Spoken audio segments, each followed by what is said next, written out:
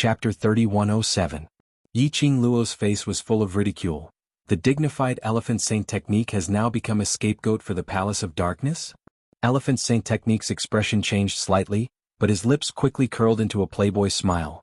After all, student Yiqing Luo was so ruthless towards the dark forces. If the dark forces wanted to survive, they could only seek a backer. He paused for a moment and chuckled. Everyone wants to live, the dark forces are no exception. Taking orders from the Palace of Darkness, working for the Palace of Darkness, becoming a scapegoat for the Palace of Darkness, this kind of ignoble existence really suits your character of hiding in the dark corners. Yiqing Luo ridiculed them without any restraint. Xiang Xingfa clicked his tongue as he stroked his chin. I've always heard my companions talk about how sharp your tongue is and how powerful you are. Today I've met you, you indeed live up to your reputation. No wonder you're the one who caused the dark forces to be unable to make a comeback, student Yiqing Luo. This sarcastic emphasis made Yiqing Luo extremely unhappy when she heard it.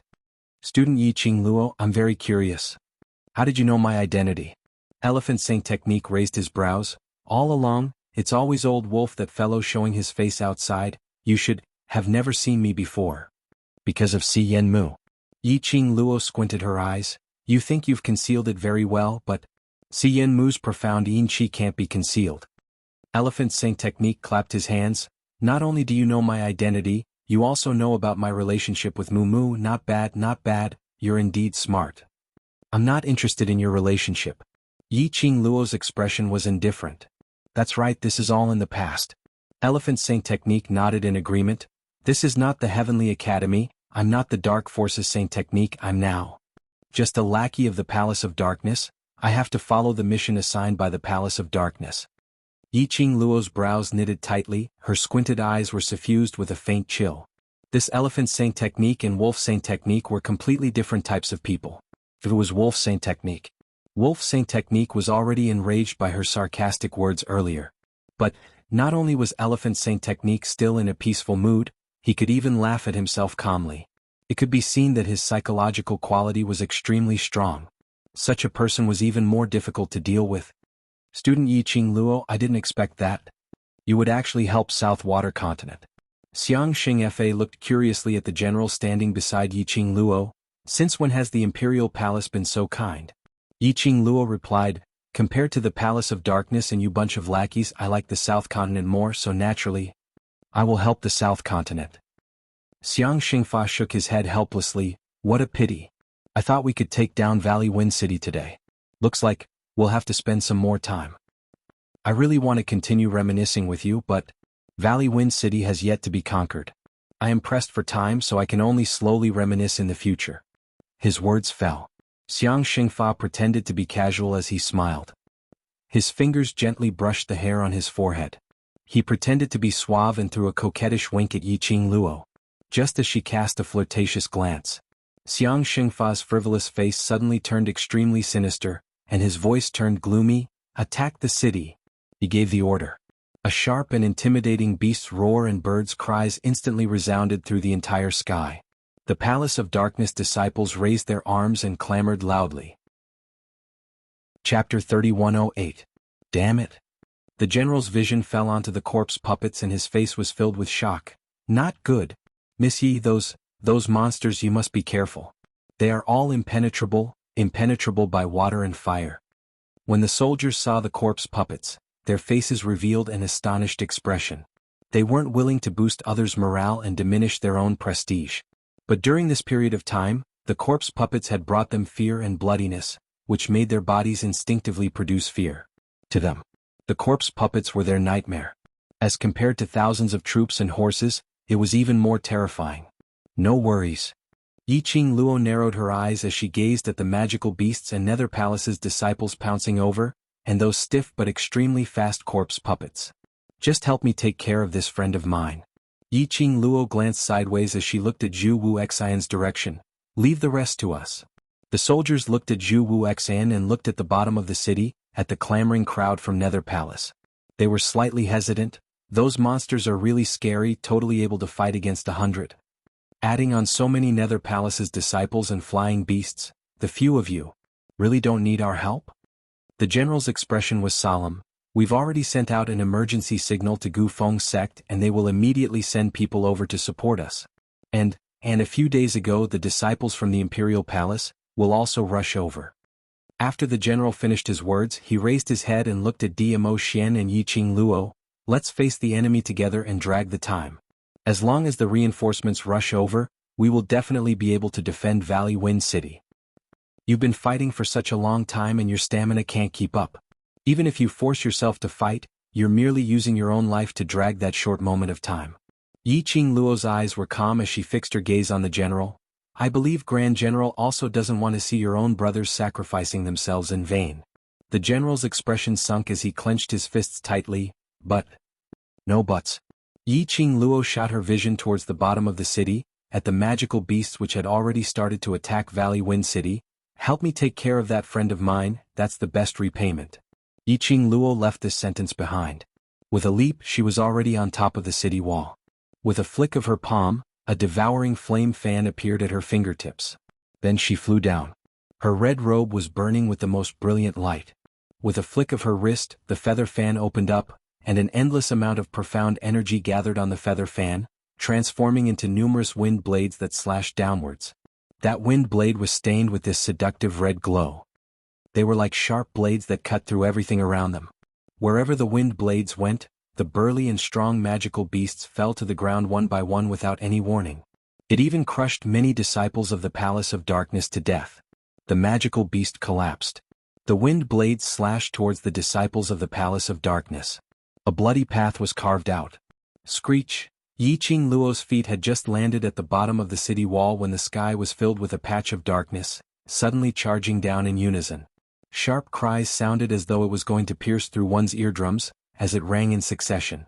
One after another huge flying beasts flapped their wings, setting off a violent gale, sweeping up the sand on the ground, rolling like clouds as sand and stones flew.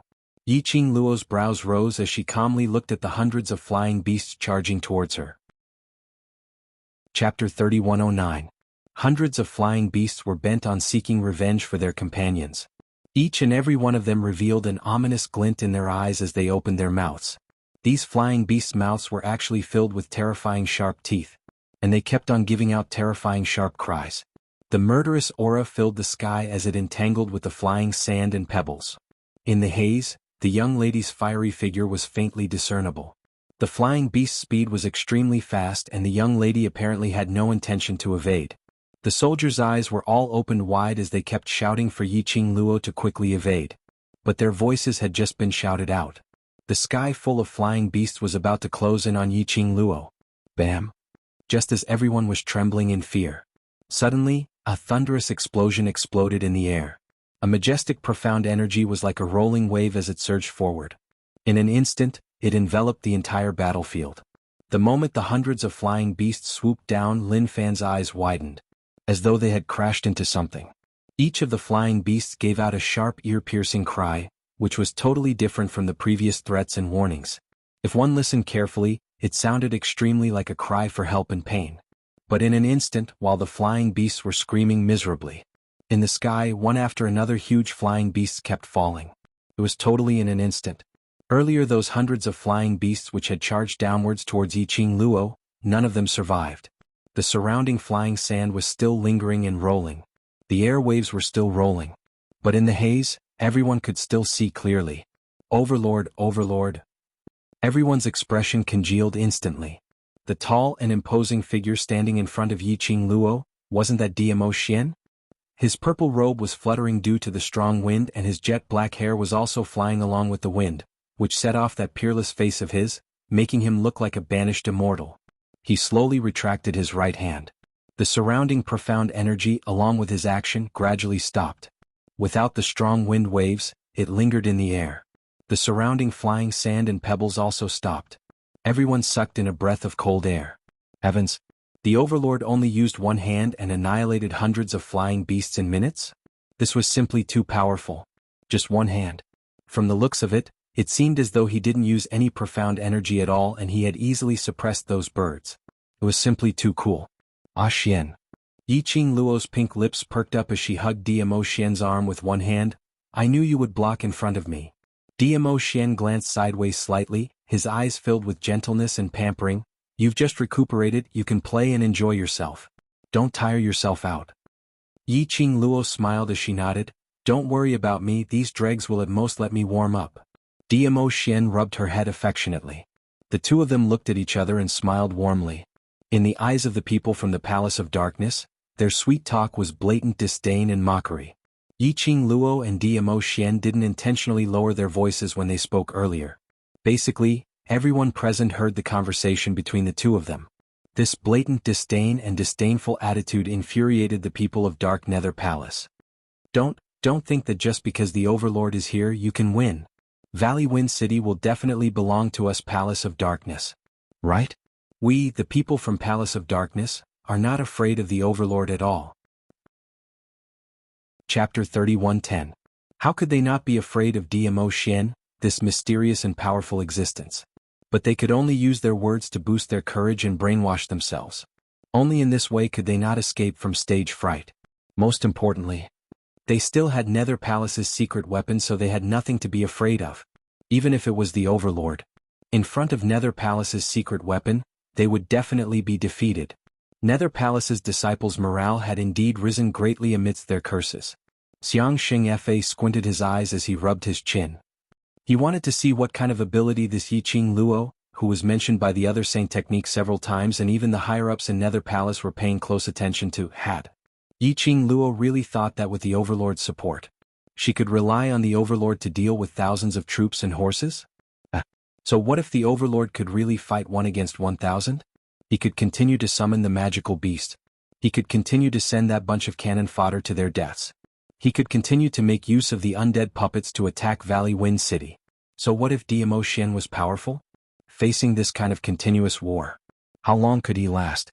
Xiang Xingfa scoffed lightly as his eyes were filled with disdain. Everyone in Nether Palace laughed when they saw Xiang Xingfa. They understood that their curses and ridicule towards Diamo Xian made leader Xiang extremely happy. Hence they took a deep breath and suppressed the fear towards Diamo Xian as they started cursing once again. What Overlord? The Imperial Palace that had been established for so many years was overtaken by the Palace of Darkness in just a few months. You can't even protect the Imperial Palace that belongs to you, and you still have the nerve to let others call you Lord Dizun?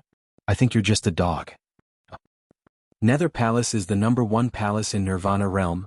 The Imperial Palace will soon follow that bullshit Overlord. Overlord? Pui? Do you really think you're somebody? Every time the people from the Palace of Darkness who were cursing opened their mouths to say a few words, they would feel a huge impact on their faces. Following that, their faces felt as if they had been slapped hard in the face. They spat out mouthfuls of blood and even their teeth fell out. Everyone from the Palace of Gloomy Darkness was in so much pain that their eyes were burning. They glared in the direction of the attack. Yi Qing Luo waved the glower flame fan. The coquettish red glow flickered continuously. Every time it flashed, one could clearly see a streak of light darting out. He only headed in the direction of the people from the Palace of Darkness. It hurts. Help. More cries of pain and cries for help rang out. His speed was fast and his strength was ruthless. It caused the rage of the people from the Dark Abyss Palace to extinguish. Yi Qing Luo sneered, her fingertips moved and the glower flame fan opened up. In the air, ripples spread out one after another. Powerful energy gushed out from his body. It charged in the direction of the people from the Dark Abyss Palace like a tidal wave that covered them. Another wave of screams and the sound of tall and burly magical beasts falling to the ground resounded. Yi Qing Luo slowly kept her glower flame fan. She squinted her long and narrow eyes, reflecting an icy cold light. Bit by bit, she looked at the disciples of the Palace of Darkness who were screaming and covering their faces. Her voice was as cold as ice. Chapter 31:11.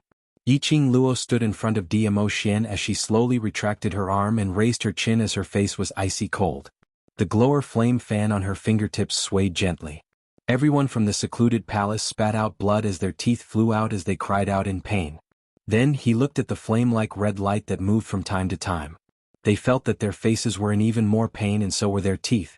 Yi Qing Luo's cold eyes swept past that group of people and on seeing their terrified expressions, her pink lips curled upwards slightly. She couldn't even bear to bully her boyfriend. This bunch of trash were even fit to insult her man? You bunch of trash. Why are you afraid of a young lass like her? Attack from me. Kill them. Take down Valley Wind City. Xiang Xingfe saw that the situation had turned around and his face turned green as he gritted his teeth and bellowed.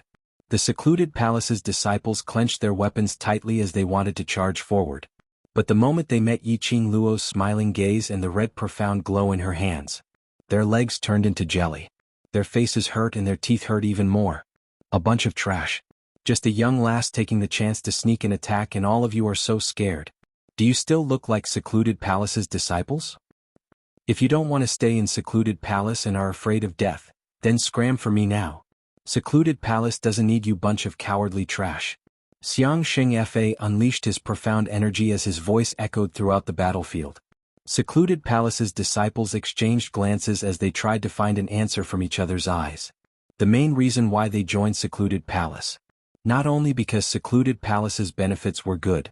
Most importantly, it was because secluded palace had the fastest way to raise their profound energy in the shortest time possible. This increase in profound energy was permanent. Towards their thirst for power, how could they bear to leave? Moreover, secluded palace's development was obviously much more awesome than the imperial palace. They followed secluded palace to conquer the world. In the future they would be the #1 palace's disciples. Just walking on the road would bring along the wind.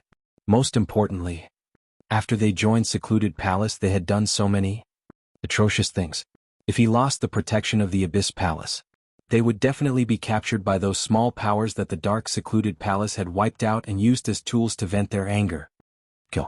Capture Valley Wind City. Let the people of the Imperial Palace see the power of our palace of gloomy darkness. Yes. Kill. We have a secret weapon, why should we be afraid of them? She was just a silly little girl. Charge. Capture Valley Wind City and capture the people of the Imperial Palace alive. The Palace of Darkness disciples didn't want to be abandoned by the Palace of Darkness and were anxious to prove themselves. Looking at the human wave tactic which was used once again, as a group of magical beasts and secluded Darkness Palace's disciples flocked towards them, Yiqing Luo's lips twitched in disdain as she sneered. It just so happens that I'm done warming up. Now I can seriously loosen my muscles and bones. Yiqing Luo twisted her neck, waved her glower flame fan and was about to step forward. All of a sudden, an arm crossed her waist and pulled her into his embrace. Ah Xian. Yiqing Luo fell into his arms and glanced sideways at him. What's the matter? Diamo Xian didn't reply her. Instead he held her waist as his vision shot towards the other corner of the city wall as his voice was deep and calm. How much longer do you guys intend to watch the show for? You guys? Yiqing Luo was stunned. Chapter 31:12. Overlord, can't you let us watch a little longer? Aren't we doing this to let Qing Luo stretch her muscles and bones? Why did you call us out so early? 10 over figures walked out from the corner of the city walls. Those 10 over students were dressed in green and white robes and on the left chest area, there was an eye-catching Xian word embroidered with gold thread. When Yiqing Luo's vision met them, her eyes instantly lit up. Xiao Yi Jinzi Shadow Xiao Yu Ruopan, why are you all here? These 10 over people in front of her. Weren't they Heavenly Academy, Devil classes students? Ever since she left the West Continent to search for the goo poison for Long Yun Zhan. Other than Yan Xiao Yi and Xiao Jin, she had not seen those brothers in Devil class for a long time. Madame Qing Luo. Qing Luo. The few of them in Devil class all rushed forward. Yiqing Luo patted Diamo Xian's hand which was on her waist. Feeling the man intentionally increasing his strength, he tightened his grip on her waist before releasing her. This little act of throwing a tantrum made Yiqing Luo couldn't help but laugh out loud. She held onto Diamo Xian's arm which was about to retract. She turned around, stood on her tiptoes and planted a soothing kiss on his chin. Following that, she then released Diamo Xian and jogged towards the direction of her brothers. We haven't met for such a long time and Madame Qing Luo is showing off her affection the minute she sees us. And Ruopan hugged Yiqing Luo as his tone was filled with excitement and joy.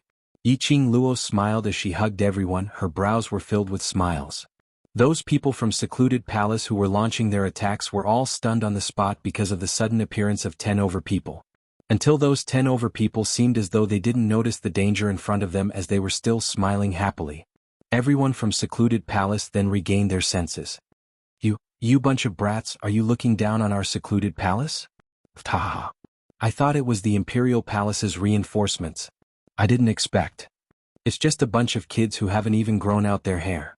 Did you think this is a house or a game? You bunch of students who have yet to graduate running onto the battlefield, are you looking to die? The people of Gloomy Palace and the others were already filled with resentment. These people were obviously the students of the Heavenly Academy.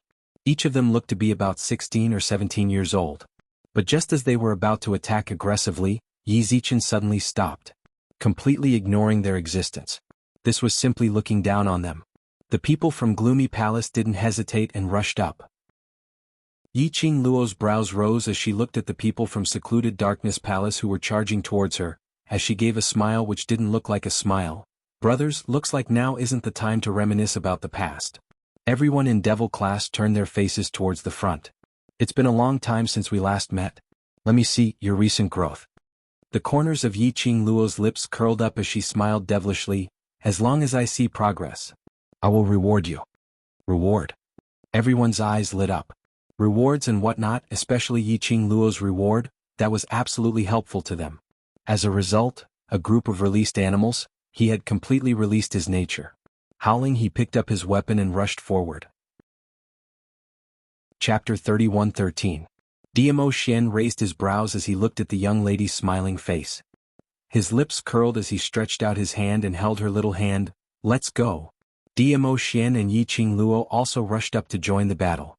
Ah Feng, Ah Yu and Ah Lei, the three guardians, also rushed up to protect their master. Really don't. The Grand General wanted to persuade Yi Qing Luo and the rest to wait for the reinforcements. But in front of him, that group of people were already entangled with the people from Nether Palace. The Grand General's brows creased tightly as he stared anxiously at those 10 over people. His heart was filled with worry and conflict. Initially, there was only the Overlord and the other 5 to go against the thousands of troops from Nether Palace and those 10 over undefeatable undead puppets. They were already very worried. Later on they added another 10 over people. But those 10 over people were all young lads and young ladies. They looked like 16 to 17 years old. These young lads, could they really hang on till the reinforcements arrived? Move aside. Suddenly an icy cold voice was heard from his back. That voice was like ice as it penetrated into his eardrums. It was so cold that the Grand General shivered. Master, you can't go over. The Grand General turned his head back and saw the red-robed young man walking towards the direction of the battlefield. He remembered Yi Qing Luo's instructions as he hurriedly stretched out his hand to stop him. Zhu Wuxian's brows creased slightly as his eyes were filled with a sliver of anger. Move aside. Master, have you forgotten what Miss Yi said? You can't go over. The Grand General was shocked by his gaze as he broke out in cold sweat, but he still braced himself to stop him. Zhu Wuxian was preparing to take a step and pass the Grand General. Just when he heard this sentence, his footsteps slowly shifted back. Although the Grand General was adept in leading troops into battles, but to be able to sit in this position and have a bunch of trusted soldiers. Naturally, he wasn't someone who didn't know how to read people's expressions. His gaze shot towards the direction of the battlefield and quickly looked at Zhu Wuxian as he roughly understood something. He continued to brace himself. Master, Missy asked you to stay here because she's worried about you. If you insist on going over, Missy might be distracted because she's worried about you. On the battlefield, once you're distracted, there's a possibility of getting injured. Zhu Wuxian's eyes instantly froze. The expression on his face became darker and more terrifying. However, he was no longer in the mood to go back to the battlefield. Instead, he clenched his fists and returned to his previous position. The general wiped the cold sweat off his forehead and heaved a sigh of relief. Zhu Wuxian's face was cold, and his eyes seemed to be covered in a layer of frost as he stared at the battlefield. It was a figure dressed in a fiery red robe. Beside the young lady, Diamo Xian did not leave her by a single step. Every time he defeated the enemy in front of him, the two of them would look at each other and smile. This scene made Zhu Wuxian feel the sharp pain of his heart being cut by a sharp blade again. He pressed a hand to his heart. The cold eyes that stared at Yi Qing Luo's direction became colder and colder. Ever since the end of the God class's training, the brothers of the Devil class had not experienced a hearty battle. Even if he occasionally left the academy to accept missions from mercenary groups, they all felt that they had not enjoyed themselves to the fullest. Now they were facing a large group of magical beasts, flying beasts, disciples of the Dark Palace. They were like animals that were starving and thirsty. They totally didn't need to care about their lives or anything. Each and every one of them killed to their heart's content. Just 10 over Devil class students, plus 3 Imperial Palace Guardians. Chapter 31:14. Not to mention that Dmo Xian and Yiqing Luo had also made their moves. Under the hands of a bunch of animals. Even if the secluded palace had thousands of men and horses, they had all turned into animals to prove their own growth. In Yiqing Luo's words, that was leveling up experience. The secluded palace's disciples had their morale plummeted after being brutally beaten by the animals. One by one they wailed and ran away. How would they dare to fight against that bunch of animals? Xiangxing Fa was also stunned by this scene. No one had expected this. Just a dozen of young men and they were able to carve out a bloody path in the hands of countless beasts and secluded palace's disciples. No, it wasn't just a bloody path. It was a massacre on the secluded palace's side. Xiangxing Fa's expression congealed as his eyes were filled with murderous intent. He glanced at the undead puppets behind him and looked at the flying beasts and magical beasts which had already been killed by 2/3. Xiangxing Fa, where are you looking at? Suddenly he heard a young lady's mocking voice. Xiangxing Fa felt a chilly wind rushing towards him. He swiftly took a step back. Bam! His face seemed to have crashed into a barrier. The sound of the crash was extremely crisp. It was like a slap on his face. Tisk, is Holy Art Elephant trying to beg for mercy from me? The young girl beside him laughed mockingly. Xiangxing Fa turned his head and saw the young lady waving her palm and smiling at him. Her eyes were filled with ridicule. Xiangxing Fa covered his face. His expression turned extremely ugly. What could be more shameful than being slapped in the face without even knowing it? The speed of the slap was so fast. And the presence was concealed so well. He didn't even notice that Yiqing Luo was already close to him. Xiangxing Fa's gaze was sinister as though he wanted to strangle Yiqing Luo to death.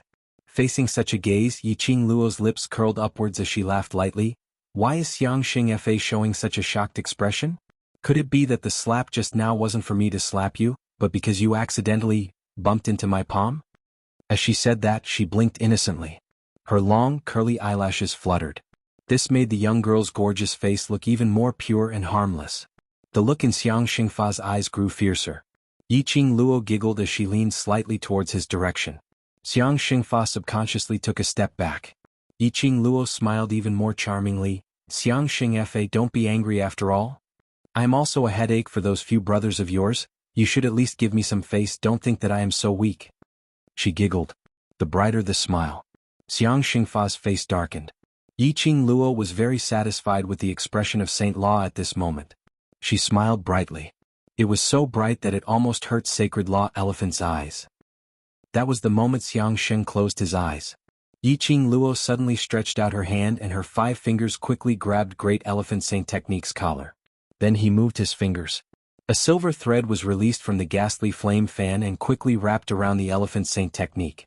Xiangxing Fa only felt a piercing pain on his skin as he opened his eyes with a gasp of cold air. He saw that the robe on his arms had been cut by the sharp silver thread. The silver thread, which was as fine as a strand of hair, stuck to his arm. It was a cold touch, mixed with the piercing pain of the silver thread cutting his skin. Chapter 31:15. Don't worry, I will go easy on you. Yiqing Luo smiled evilly. I have no choice to catch the ringleader first, I can only catch you first. Xiangxing Fa's handsome face was extremely gloomy. His eyes turned cold as a cold glint appeared. Originally, I wanted to let you die a little easier. He opened his mouth and his voice was filled with uncontrollable anger and coldness. Since you insist on seeking death, then don't blame me for not knowing how to have tender feelings for the fairer sex. Just as his voice fell, Yiqing Luo felt a gust of yin qi bursting out from Xiangxing Fa's body. Immediately, the surrounding air was condensed with a layer of frosty air. Yiqing Luo's pupils widened as she swiftly loosened her grip on Xiangxing Fa. Following that, her figure was like an afterimage as she retreated swiftly. Bam! A deafening explosion was heard from the place where Yiqing Luo was standing earlier. After she stabilized her footsteps, she squinted her eyes as she looked at the lingering qi in the sky. There was a slight change in her expression. Earlier, if she was one step slower, there was a possibility she would have been hit directly on the top of her head by that explosion. But luckily at the moment she retreated, the glower flame fan swiftly closed up and fastened the silver thread tightly. She retracted the silver thread in her hand, trying to pull Xiangxing Fa back. But this pull, the silver thread was easily pulled over. The other end of the silver thread was empty. Where was Xiang Xing Fa? Yiqing Luo's eyelashes fluttered as she quickly kept the silver thread back into the glower flame fan. Then she released her perception as she looked towards the direction of the qi flow alertly. Xiang Xing Fa actually broke free from the restraint of her silver thread. She had just kept the silver thread and was still shocked that Xiang Xing Fa broke free from the silver thread. Suddenly her ears twitched sensitively. Her eyes stared intently at the direction of Xiang Xing Fa. Why did it seem like she heard a very messy sound? And it was mixed with an extremely strong murderous intent. And the yin qi was getting heavier and heavier, and a very pungent and unpleasant smell? What was going on? Yiqing Luo, you and your bunch of useless brothers will not be able to return. Xiang Xing Fa roared furiously in the midst of the qi flow. The strong qi gradually dissipated. Everything in front of him became much clearer. When Yiqing Luo saw this scene, she finally understood the reason why she had so many strange feelings just now. Dozens of undead puppets stood in front of Xiang Xingfa. Behind Xiang Xingfa were dozens of neatly lined corpse puppets. The pungent smell came from the undead corpse puppets. It smelled like rotting corpses. It also smelled like some kind of potion. The stench was indescribable. An endless amount of yin qi was emitted from the corpse puppet's body. It's a monster, a monster. The Palace of Darkness is going to use monsters. Be careful. These people were all monsters. They're all monsters. On the city wall, the soldiers who had been paying attention to the situation shouted at the top of their lungs when they saw the undead corpse puppets surrounding the elephant saint technique. After Yiqing Luo saw those dead corpse puppets, her expression turned grave.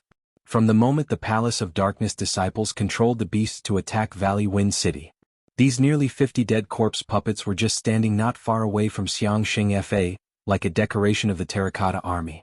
Apparently, Xiang Xing Fa had no intention to control the dead corpse puppets to attack Valley Wind Sect right from the start. Chapter 31:16. If right from the start, Xiang Xing Fa had let the undead puppets join the battle, the Palace of Darkness's loss might not be that huge. Undead puppets were Palace of Darkness's tools. Xiang Xing Fa probably wouldn't be willing to use Palace of Darkness's tools to attack her. Unless these were Palace of Darkness's tools, which affected him. So he didn't let the undead puppets deal with them. Now he had no choice but to control the undead puppets to protect him. That meant to say, to control the undead puppets, there was a certain price to pay. Yiqing Luo squinted her eyes slightly as she sized up Xiang Xing Fa from top to bottom. But no matter how she looked, she couldn't tell what was different about Xiang Xing Fa. These are the undead puppets you were talking about? And Rupin stared blankly at the stiff corpses that were standing straight and asked in astonishment. After Yin Xiao-Yi and Xiao Jin returned to the Heavenly Academy, then they told Devil Class about the Miao Tribe's matter. Towards the undead puppets, Devil Class's students felt that it was a novelty. Looks like it's not as powerful as imagined. Lu Xiaoyu tilted her head as she blinked her eyes, staring at those undead puppets. Devil Class's students nodded their heads in agreement. Don't let your guard down. Their terror is not in their outer appearance, but they are impenetrable, impervious to fire and water. Even if their 4 limbs are chopped off, they will still be able to continue fighting. Xiao Jin reminded in a deep voice, so if you meet them, you must be careful. Yes. Devil Class's students replied in unison as they concentrated their attention and looked towards the direction of the undead puppets. It's out. It's out. Palace of Darkness's strongest weapon is out. An invincible and all-conquering weapon. Palace of Darkness will definitely win this time round without any pressure. Palace of Darkness's disciples who were still alive saw the undead puppets being activated. The terror and fear on their faces were all replaced by ecstasy. Xiang Xingfa sneered. He opened his arms wide. Insolent laughter. As though he had completely forgotten about the awkwardness of being caught by Yiqing Luo earlier. His sinister eyes stared deadly at Yiqing Luo. The corner of his mouth was still curled up in his symbolic smirk.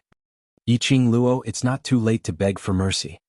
His sinister smile was so cold that it made people shiver. Especially those 10 over corpses surrounding him. Upon hearing his voice, all of them started to move in unison towards Yiqing Luo's direction. The dozens of corpse puppets moved in unison as if they were duplicates. There were no flaws at all. Devil Class's 10 over students, after forcing the wave of magical beasts to retreat, speedily crowded towards Yiqing Luo's direction. Because of the corpse puppets. The disciples of secluded Darkness Palace shouted excitedly. For a while no one continued to attack. In their eyes, once the corpse puppets were dispatched, those little brats who haven't even grown their hair will all become corpses. Qing Luo, what should we do? It's this group of monsters again. Yan Xiaoyi gripped the black sickle blade tightly, her expression solemn. Yi Qing Luo's lips curled. Don't panic, let them continue showing off. When they think that they're standing at the peak, let them fall into hell, that's more interesting. You have a way to deal with this group of monsters? Xiao Jin understood the meaning in her words. Yan Xiaoyi's eyes shone. That's right, isn't the Overlord able to hang this group of monsters up in minutes? If he makes a move, there's basically no problem. Chapter 31:17. What? Yan Xiaoyi's eyes widened as she suddenly took a step back. You must be joking. How could we possibly be that bunch of monsters' opponents? The 10 over devil class students looked at the corpse puppets and then looked at Yi Qing Luo. After hesitating for a moment, Lu Xiaoyu pursed her lips and opened her mouth. I can try. The other 10 over students exchanged glances and immediately looked at Yi Qing Luo resolutely. We're willing to go. The few of you haven't seen with your own eyes how powerful the corpse puppets are and don't know what's so perverted about them. Yan Xiaoyi pressed her forehead as her head ached. Our strength totally can't hurt the corpse puppets. She waved her own black sickle blade and added another sentence. Even my black sickle blade has no way to hurt the corpse puppets. Devil class's few people looked at each other again. They clenched their fists tightly, and although their expressions were slightly moved by Yan Xiaoyi's words, but they still licked their lips as they firmly shook their heads. Lu Xiaoyu held Yan Xiaoyi's hand as she gave her a mischievous smile. We indeed don't know how powerful the corpse puppets are, but we believe in Qing Luo. Right, we believe in Qing Luo, madam. Devil class's students all spoke in unison. Yan Xiaoyi was stunned as she immediately shut her eyes. I'm used to Qing Luo being able to create miracles on her own, but I forgot that she can also make the people around her to create miracles. Alright, don't think so much. Qing Luo naturally has her reasons for asking us to go up. Lu Xiaoyu hooked Yan Xiaoyi's shoulder. But later on we still need you to take the lead. After all, this is our first time crossing hands with this bunch of monsters. Yan Xiaoyi. Comforting her, was she planning on this? Looking at the 10 over devil class's students bustling with noise and laughter, Yi Qing Luo's lips unknowingly curled into an arc. The feeling of having such a group of brothers by her side was really good. Their unconditional trust in her also made her feel exceptionally warm. She smiled till her eyes were curved as her eyes were filled with warmth. Suddenly, a warm aura enveloped her from behind. Her delicate body was pulled into a broad chest. Yi Qing Luo shut her eyes as she leaned on his body. Ah Xian, the brothers trust me so much, so. Those dead corpses, you can't lay your hands on them. Didn't you ask me to keep a close eye on the corpse puppets? Dmo Xian chuckled beside her ear. Yi Qing Luo turned around and hugged his waist, her little head rubbed against his chest. Previously, I didn't know that all the brothers were here, so I wanted to end the battle quickly. She rubbed against him and raised her little chin, beaming as she looked into Dmo Xian's eyes. I miss the feeling of fighting with my brothers. I can also use them as an experiment. Dmo Xian raised his hand and caressed her hair. I can't do anything to you. His tone was filled with love, their brotherhood, and the warmth of pink bubbles. It was a blatant slap in the face of the people from the Palace of Darkness. It had come to this. How could they still be in the mood to talk about brotherhood and love? Did they really not put the Palace of Darkness in their eyes? They really didn't understand how powerful their Palace of Darkness's secret weapon was. Xiang Xingfe also felt waves of pain on his face. Chapter 31:18. Heavy Reward. These two words caused an uproar among the Palace of Darkness's disciples. Palace of Darkness's heavy reward was to give them a chance to raise their profound energy quickly. Once they got this heavy reward, in the Palace of Darkness where ability spoke, they would be able to get a good official position. Humans' greed was more important than anything else. In front of greed, fear and terror could be thrown to the back of one's mind. Because if they won the bet, what was waiting for them was a glorious future. No one was willing to be below others. Everyone wanted to stand out and stand at the highest point. Palace of Darkness's disciples, under the thirst for power, their eyes were burning with a burning battle intent. I will not let you down. Go. Kill this bunch of brats who don't know their place. Palace of Darkness's disciples, on seeing the corpse puppets speedily charging towards Yiqing Luo and the others' direction, also speedily attacked. In their eyes, Yiqing Luo and the others had become the stepping stone to raise their ability. Momentarily, the sword light and shadow, magical beasts howled. The corpse puppets swept up a raging yin qi as they charged over. It was a ferocious attack.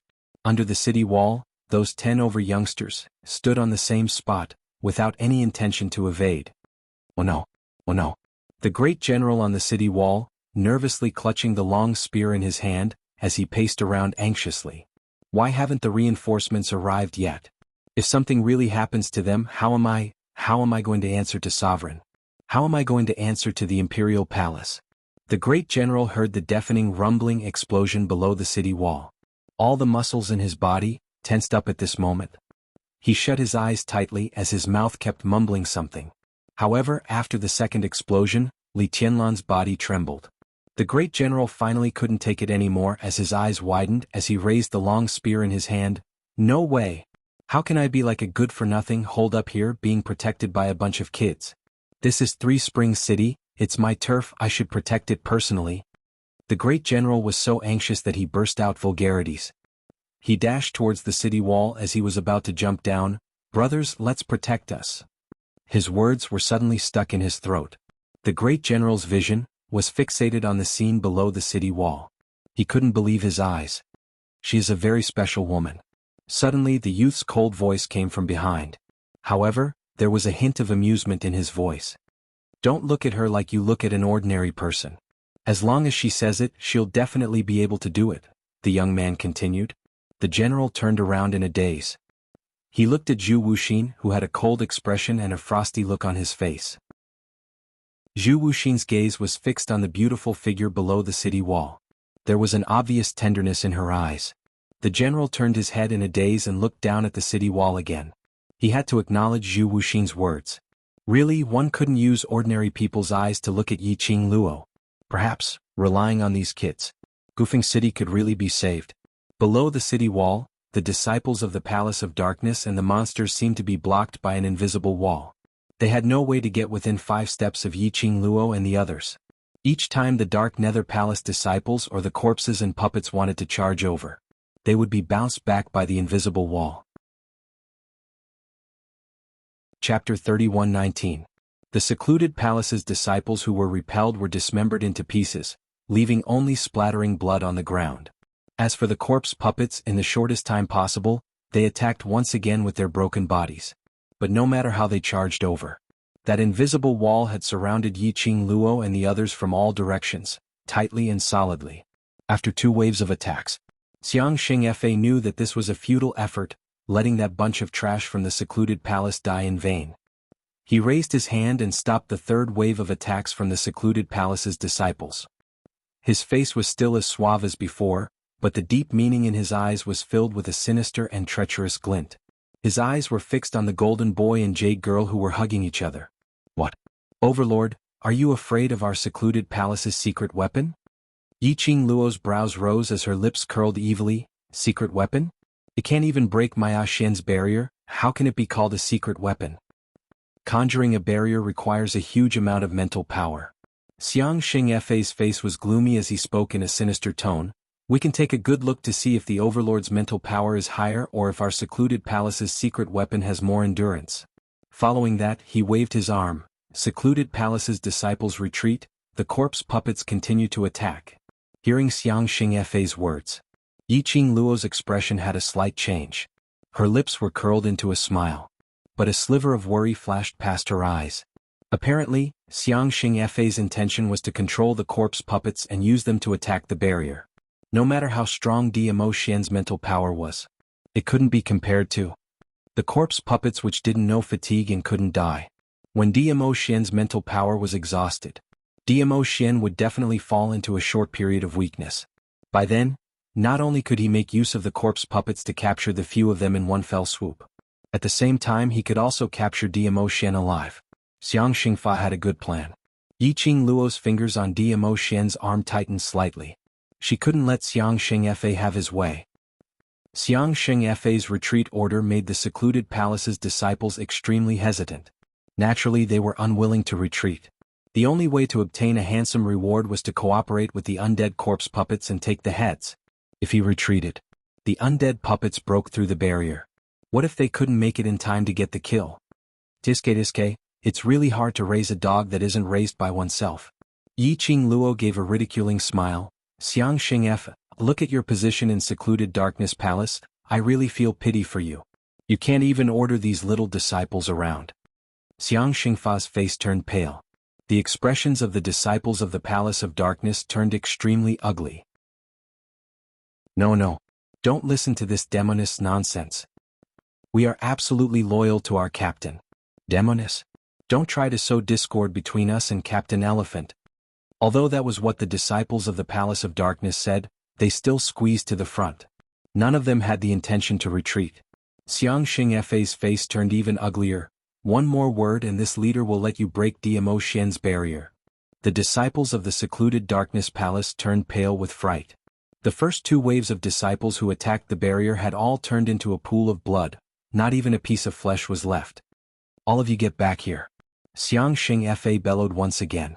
They could hear the rage in Xiang Xingfa's tone. Chapter 31:20. Xiang Xingfa was so infuriated that he couldn't wait to kill Yi Qing Luo and the rest. He didn't wait for the secluded palace's disciples to retreat to a safe zone as he directly controlled the puppets and charged over. And at this moment, just as Xiang Xingfa thought that Yi Qing Luo and the rest were still hiding in the array barrier. But he saw Yi Qing Luo pulling away Dmo Xian's hand on her waist as she took a step forward. The young lady's lips curled upwards, revealing an evil smile which made Xiang Xingfa feel uneasy. What was she trying to do? Why did she look so confident? What was she plotting? Could this array barrier be a smokescreen? Countless guesses flashed through Xiang Xingfa's mind. His heart inexplicably started to beat wildly with unease. Very quickly, Xiang Xingfa got his answer. The young lady's gaze was like a torch as it penetrated through the array barrier and the puppet's obstruction, as it fixed on him. She raised her brows as she gave a faint smile. The glint in her eyes seemed to be mocking his ignorance. Following that, he heard the young lady's sweet voice. "Brothers, I'm very satisfied with your improvement." The young lady smiled faintly. These words were obviously meant for the devil class students behind her. However, her eyes were still fixed on him. Xiang Xingfa felt as though he was entangled by an icy cold poisonous snake. The kind that he couldn't avoid even if he wanted to. "The reward that I promised you, take it well." The moment the young lady finished her words, she suddenly raised her hand. The ring with the red phoenix totem flashed brightly. Over 10 weapons were suspended in the air. Yi Qing Luo's palm moved and the weapons quickly moved towards the brothers behind her. Those weapons were knives, swords, whips and spears. These were the weapons that the brothers were used to. They raised their hands and caught the weapons in front of them. Lu Xiaoyu's eyes shone as she waved the long sword in her hand. "This weapon, don't tell me you personally refined it?" And I Ruopan also held the long sword tightly. "Madame Qing Luo personally refined this weapon? I will definitely keep it well." The other students in Devil class also had their eyes sparkling brightly. That look of a crazy fangirl. It made Yi Qing Luo's forehead drip with cold sweat. I didn't refine this." She coughed softly. "It was refined by Tang Beiyuan, the hall master of the Imperial Palace's refining hall. I was just an assistant." Everyone's eyes sparkled as they cupped their fists in Tang Beiyuan's direction. "Thank you, Hall Master Tang." No need. "These are all ideas provided by your Qing Luo, as long as it's of help to you, that's good enough." Tang Beiyuan had never been thanked in such a serious manner. She felt a little unnatural and smiled awkwardly. Madame Qing Luo's idea? What kind of help? The few of them scratched their heads in confusion. A good weapon is helpful to all of us. Looking at everyone's puzzled expression, Yi Qing Luo smiled lightly and raised her brows. "The help that Beiyuan mentioned, all of you will know very soon." She looked at Xiang Xingfa and said with a smile, "Xiang Xingfa, you'll find out soon enough." After saying that, she raised her hand and pointed at the undead puppets that had crashed into the barrier. "What do you think about these undead puppets?" The Devil class students looked at each other for a while. Chapter 31:21. They don't have blood. Mo Ying's flat voice rang. "Finally met someone who is even more inhuman than me." Although it was still a flat voice without any fluctuations. But those who understood Mo Ying could hear the excitement in her words. Devil class crowd. What was there to be excited about? That group of monsters that didn't look like humans was their enemy. Could it be? Mo Ying had treated that group of monsters as her companions? Facing everyone's puzzled gazes, Mo Ying looked at them blankly as she spoke in a flat tone, "I'm human, they aren't." Phew. That's great. Lu Xiaoyu heaved a sigh of relief. "I was really afraid that you would classify yourself as one of them." Mo Ying stared blankly at Lu Xiaoyu, her empty and lifeless eyes stared at Lu Xiaoyu, causing her hairs to stand on end. She hid behind a devil class student and shrunk back. "Stop fooling around." Yan Xiaoyi kept the black sickle blade as she waved the long spear in her hand, trying to feel it. "Qing Luo, can these weapons pay those monsters?" Qing Luo raised her brows as she smiled but didn't say a word. Enai Ruopan leaned forward. "Those monsters are really impenetrable, the Overlord's barrier only made them lose their arms and legs. If we directly slash at them they won't die, right?" Qing Luo mysteriously curled her lips as she shot a glance towards the group of dead puppets outside the barrier as she patted Enai Ruopan's shoulder. "Won't you know after you try?" Enai Ruopan was pushed to the side of the barrier by Qing Luo. Just as the four eyes met with the missing arms and legs, the red blooming flesh and the ghastly white bones of the dead puppets. Enai Ruopan's face turned pale. "Me? I go and try? Madam Qing Luo, you have too much confidence in me? Just such a bloody scene and you're so scared? Then in future how are you going to follow me to the battlefield?"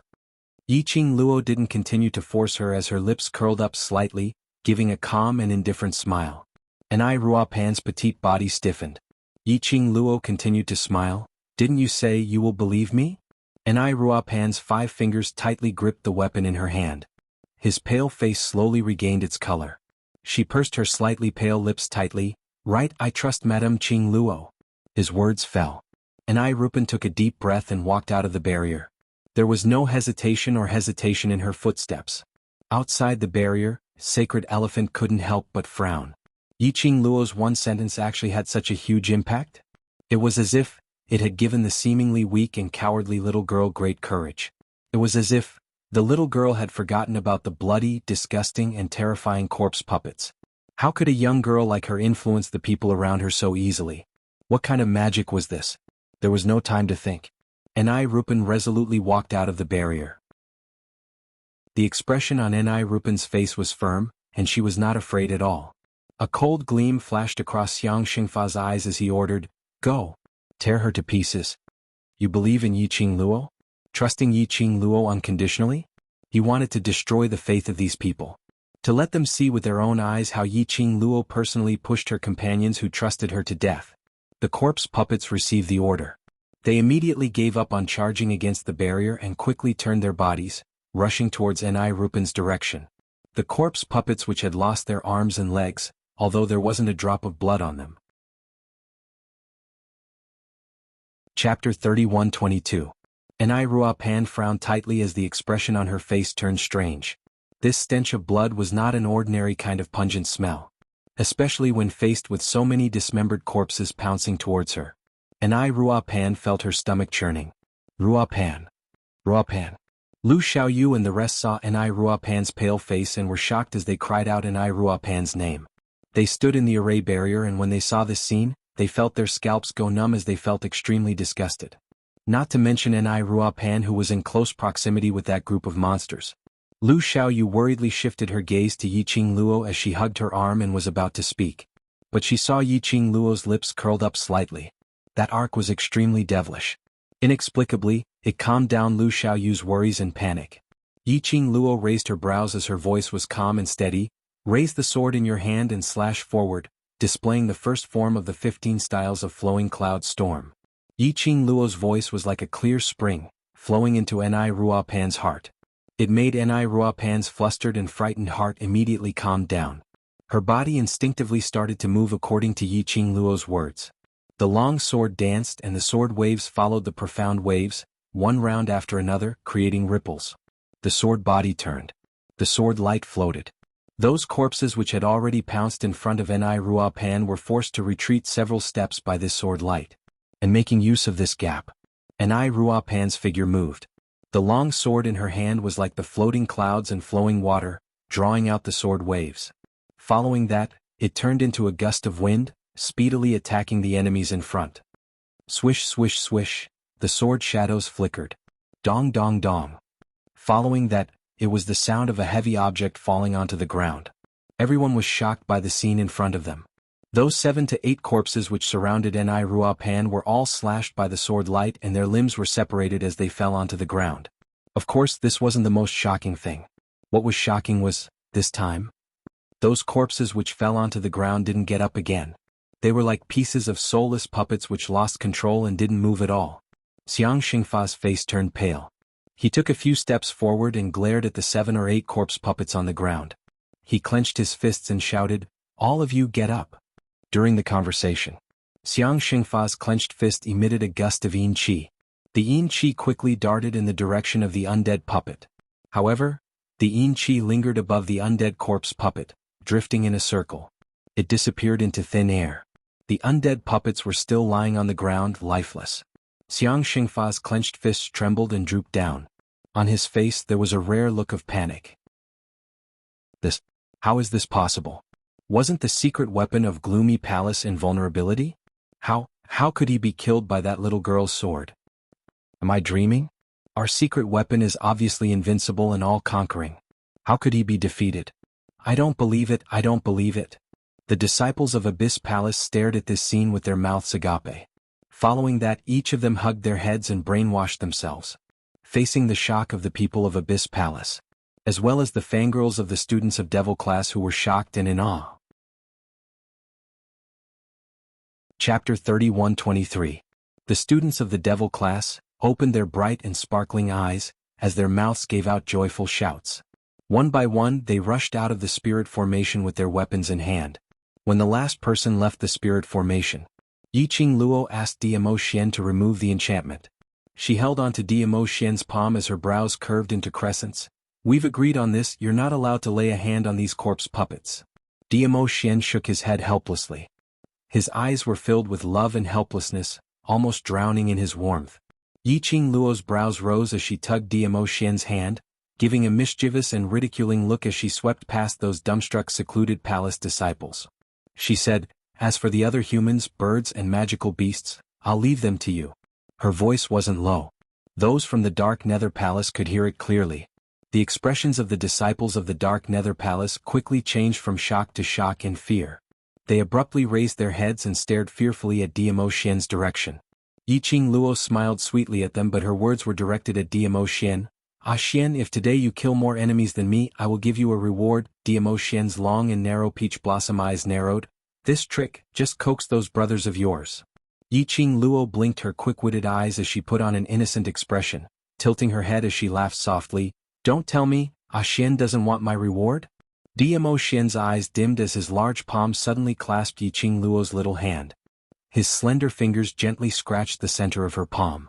That itchy touch made Yiqing Luo's petite body shudder suddenly. Instinctively he wanted to retract his hand. But when she looked at the man's eyes, they were as bright as obsidian, but as deep as the sea, dark and gloomy as if they were hiding some kind of shocking deep meaning. Yiqing Luo's heart thumped as it pounded fiercely. Her charming eyes also unconsciously wanted to shift her gaze away. Diamo Xian released her hand. Without waiting for her to speak again, the man had already turned into a blur, disappearing in front of her. In the air, the man's elegant sandalwood scent seemed to be lingering around her. Suddenly, a shrill and miserable cry resounded from nearby. Yiqing Luo looked towards the direction of the voice. An afterimage moved between the disciples of the Palace of Darkness at the speed of light. Everywhere it went, it would flick away wave after wave of dark secluded palace disciples and those demon beasts controlled by the Swanee, causing them to fall to the ground. That afterimage flew past. Yiqing Luo could vaguely discern it. It was a purple figure. It was Ah Xian. Yiqing Luo's eyes were tainted with a smile. It seemed that Ah Xian cared a lot about the reward she mentioned. In order not to lose to Ah Xian, she also needed to work hard. Yiqing Luo took out a specially refined long sword from the profound phoenix ring and weighed it in her hand. Then he leapt up and started fighting with his brothers. Weapons for the brothers of Devil Class. In the past 3 days, she and Tang Beiyuan had extracted Dark Yin's psychic power from the Hall of Artifact to forge weapons. Because Old Man Tsang wasn't here, she wasn't too proficient in controlling the Azure Dew bracelet. She only tried to extract a little bit of Dark Yin's psychic power. The weapons that were manufactured were only 50 over pieces. It was more than enough to deal with these defective undead corpse puppets. But if it was those semi-finished products or finished products which she had seen previously, these weapons could at most delay the speed of the corpses. Chapter 31:24. But, from the looks of it, Elephant Saint Technique seemed to only be able to control these defective undead puppets. Hence, in a short span of 1 hour. On this battlefield, the only ones who could stand were the members of Devil Class and the 2 gigantic magical beasts. In addition to that, Elephant Saint Technique. On the battlefield, there were corpses everywhere as fresh blood stained the ground red. No matter how one looked at it, it was a ghastly sight. The brothers of Devil Class, after going through this bloody battle, all revealed a tired expression on their faces. After all, they were only 10 over people. Whereas the other party, including the flying beasts and land beasts, had at least 1,000 of them. No matter how they were beaten. In terms of stamina, they couldn't keep up. The excitement from before had completely turned into exhaustion. They were covered in blood from head to toe. They had their own. There were also secluded palace disciples, magical beasts. They stood weakly behind Yiqing Luo, panting heavily, as they passed a medicine bottle to each other. This was the enhanced version of the elemental energy pills which Baiming Lulu specially prepared for them. It could replenish their stamina quickly. You've worked hard. Yiqing Luo inserted the long sword in her hand into the ground, as she raised a bright smile and looked at them. You guys are great.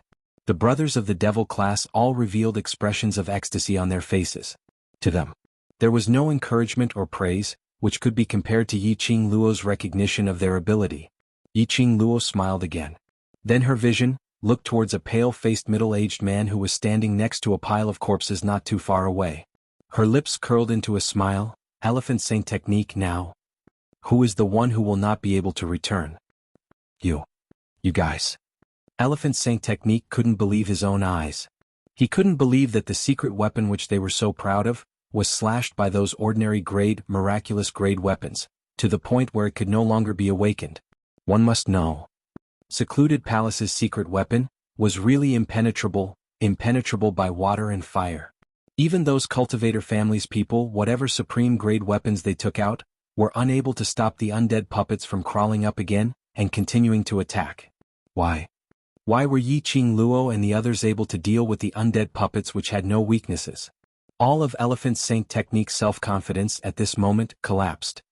His face was deathly pale and his eyes were dark and ruthless. Where was the slightest bit of his previous flirtatious, carefree and evil smile? Here, let me calculate.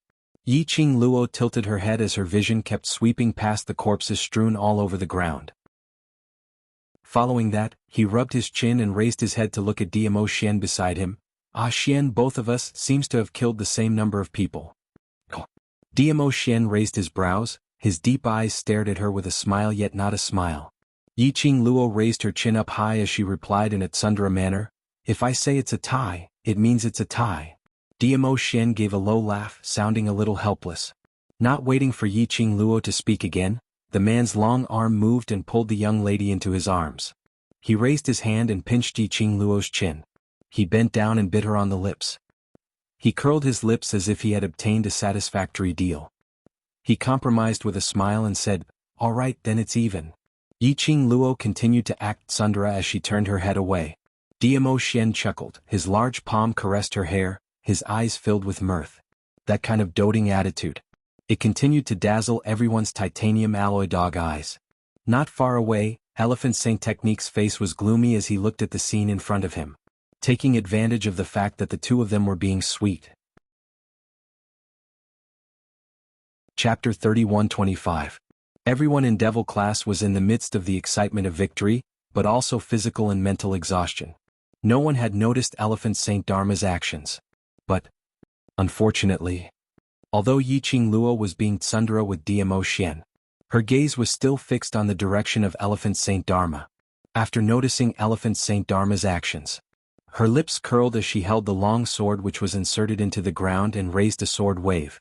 The silver sword ray flashed and a gale rose as it flew towards the direction of Elephant Saint Dharma. Damn it! Xiang Xingfa was forced to stop chanting and he quickly retreated.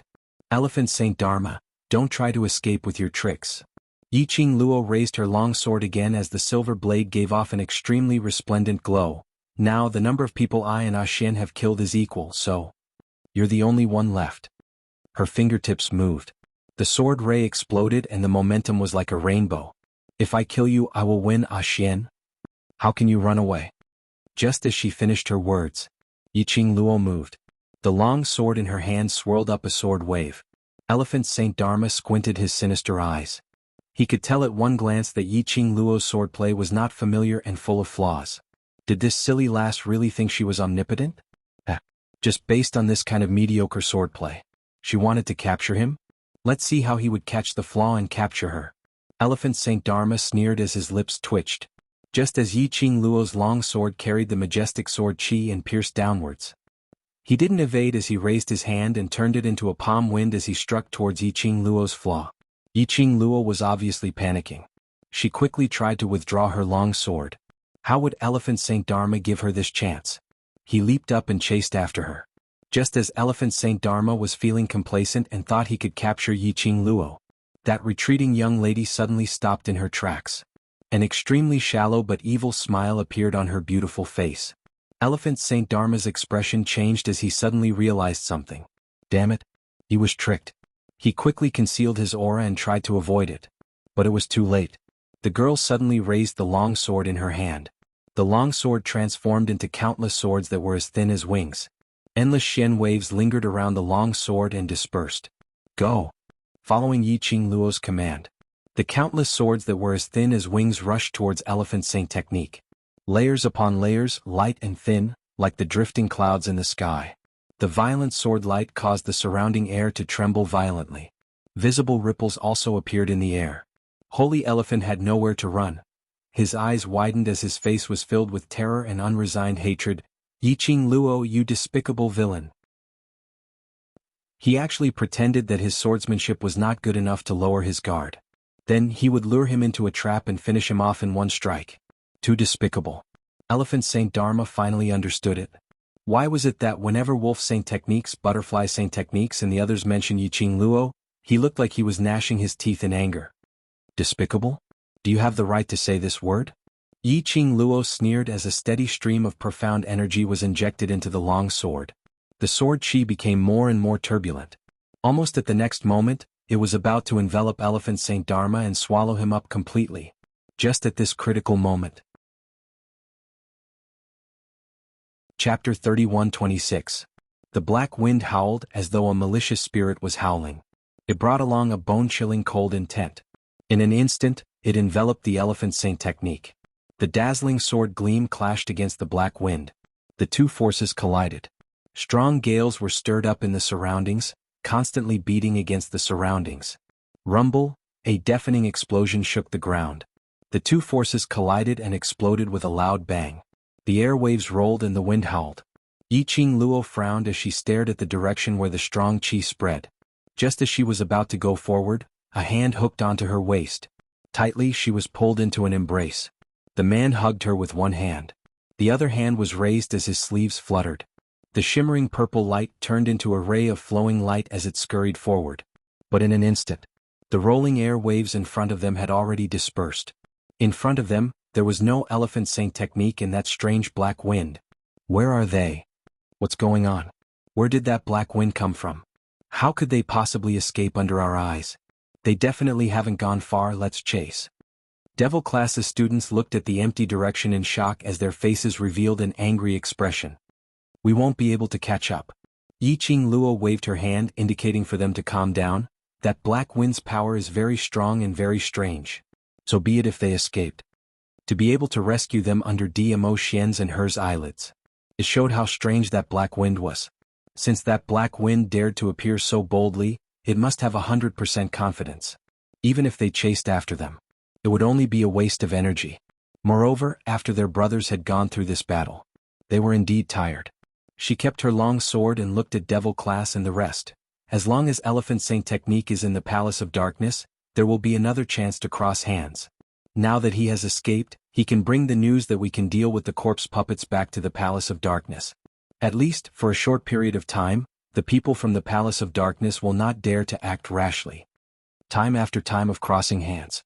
It could be said that the Palace of Darkness was exhausted to the extent of exhaustion. To be able to invade the South Continent under such circumstances, what they relied on was the corpse puppets. Now the undead corpse puppets had a nemesis. Unless the Palace of Darkness sent those semi-finished undead puppets to test the waters. Otherwise, the Palace of Gloomy Darkness could only choose to bide their time and observe while repairing the corpses and puppets. During this period of time, the people from the Dark Nether Palace probably wouldn't attack again. He would take this opportunity to forge another batch of weapons. Most importantly, Yiqing Luo was also waiting for Old Man Song's return. Let's go back and rest first. Yiqing Luo looked at the expressions on everyone's faces. They were still somewhat hesitant as she spoke out with a smile. Following that, she took the lead to hold onto Dmo Shen's arm as they strode towards the open city gates. Everyone in Devil class looked at each other. In the end, he still followed them. Yiqing Luo raised her little chin as she rested it on Dmo Shen's arm.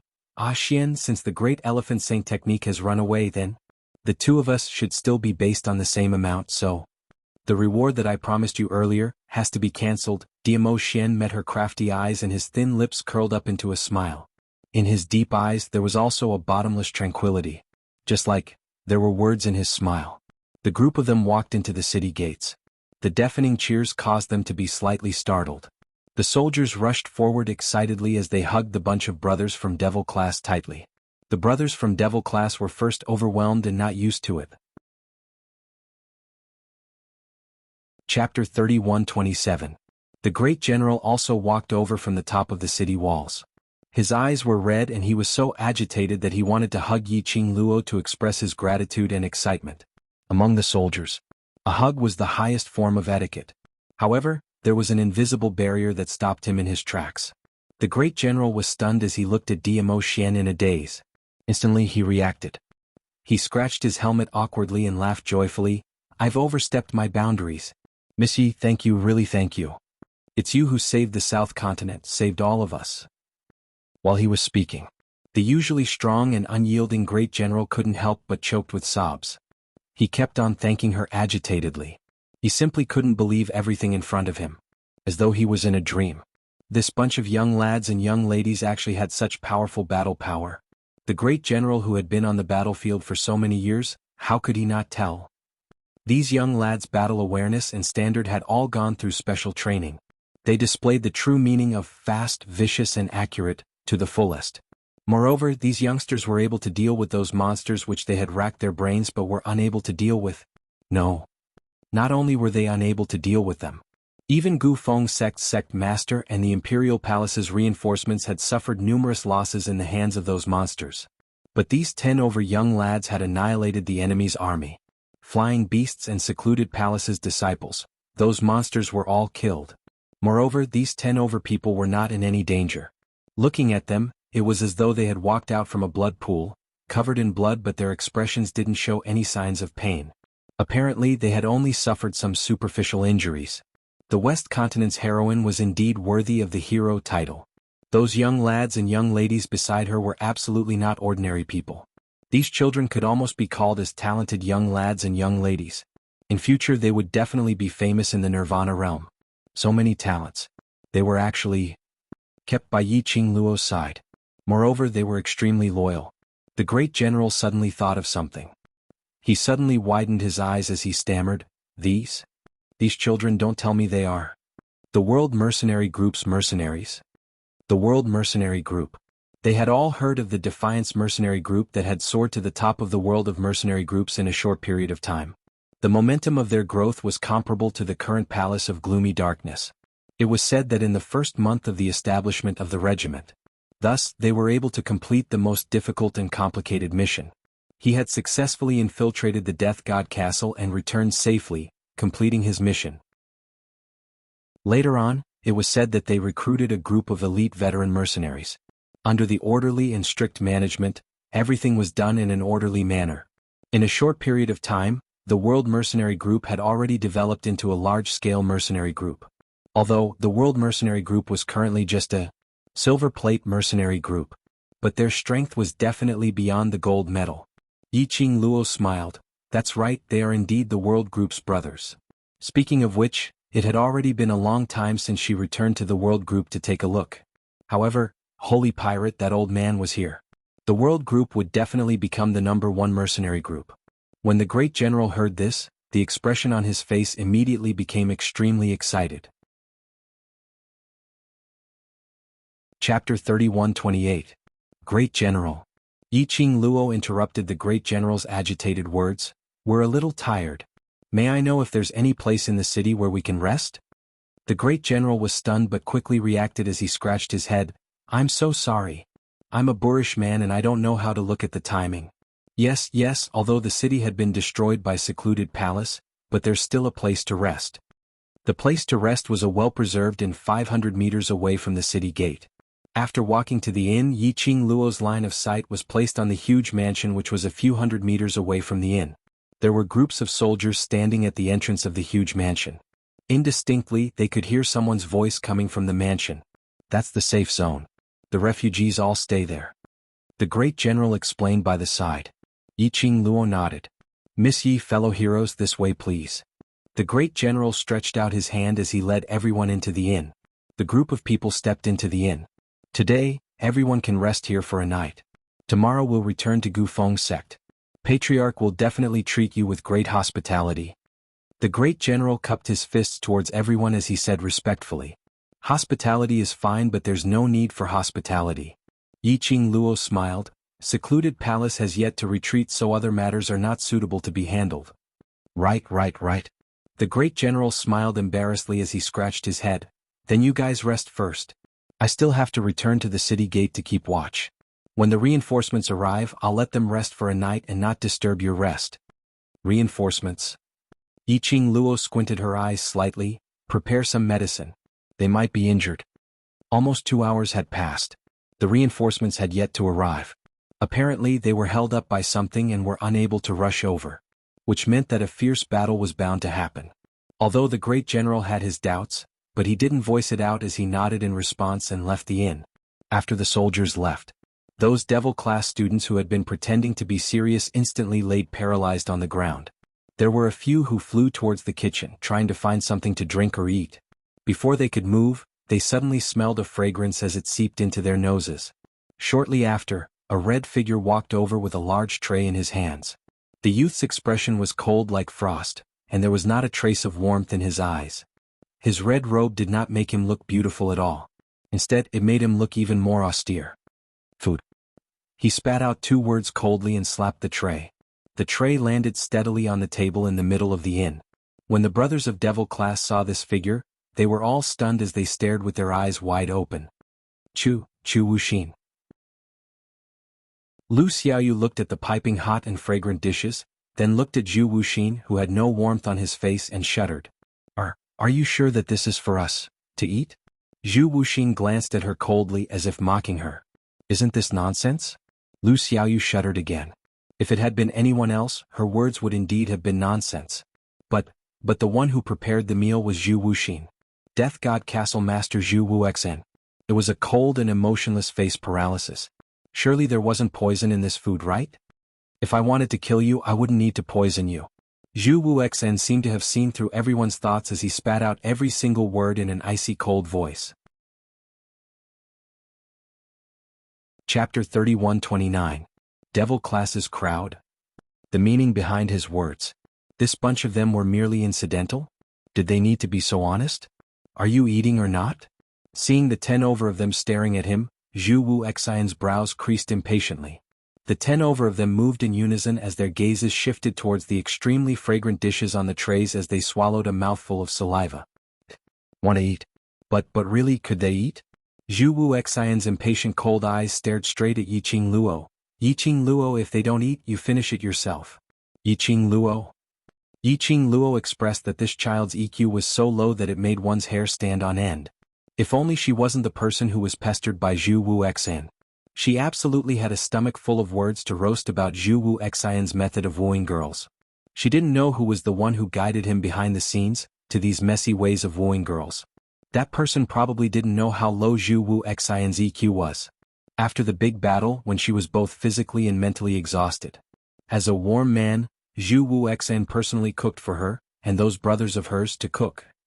This action simply caused the favorable impression to go through the roof in minutes. Coupled with that good looks of his, any girl would be smitten by him. Of course, other than her, whose mind was filled with Dmo Xian's looks, was the exception. But unfortunately, Zhu Wuxian's mouth couldn't spit out any nice words of love.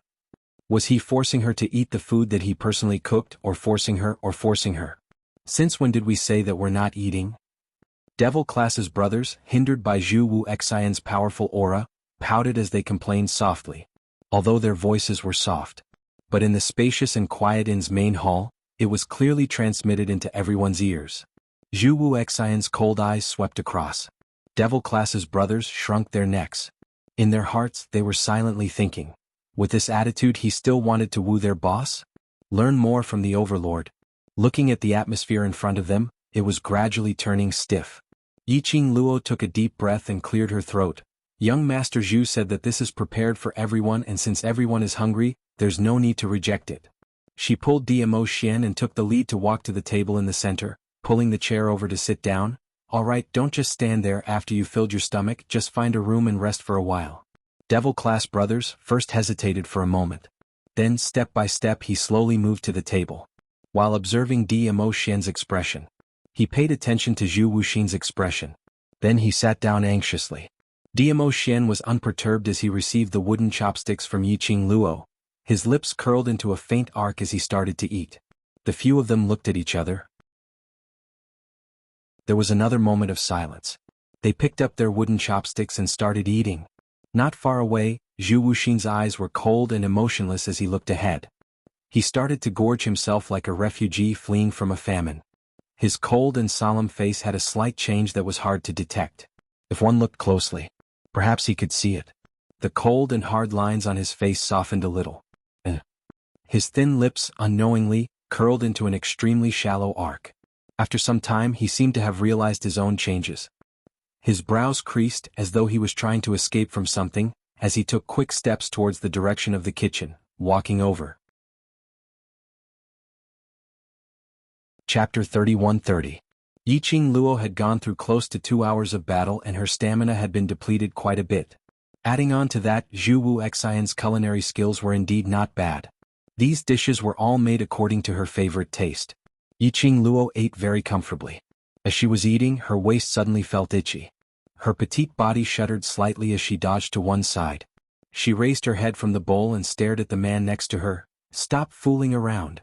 Dmo Xian had long put down his chopsticks as he lazily leaned against the back of the chair. One of his hands was still on her waist, following that stare from her. The man's slender fingers once again squeezed a little harder. His thin lips curled upwards as his narrow peach blossom eyes were filled with a deep glint, unable to see through his thoughts. But Yiqing Luo could obviously feel that a dangerous aura was spreading. Her slender brows creased as she put down her chopsticks. Her little hands silently stretched under the table as she held onto the man's messing around big palm. Following that, she gave him a warning stare. This was the main hall. As long as those Devil Class brothers lowered their heads slightly, they would be able to see their hands intertwined under the table. If they were really caught red-handed by the Devil Class brothers, she would really have no face to meet these bunch of brothers. Dmo Xian lazily squinted his peach blossom eyes as the young lady's hand, which was held tightly, suddenly exerted force.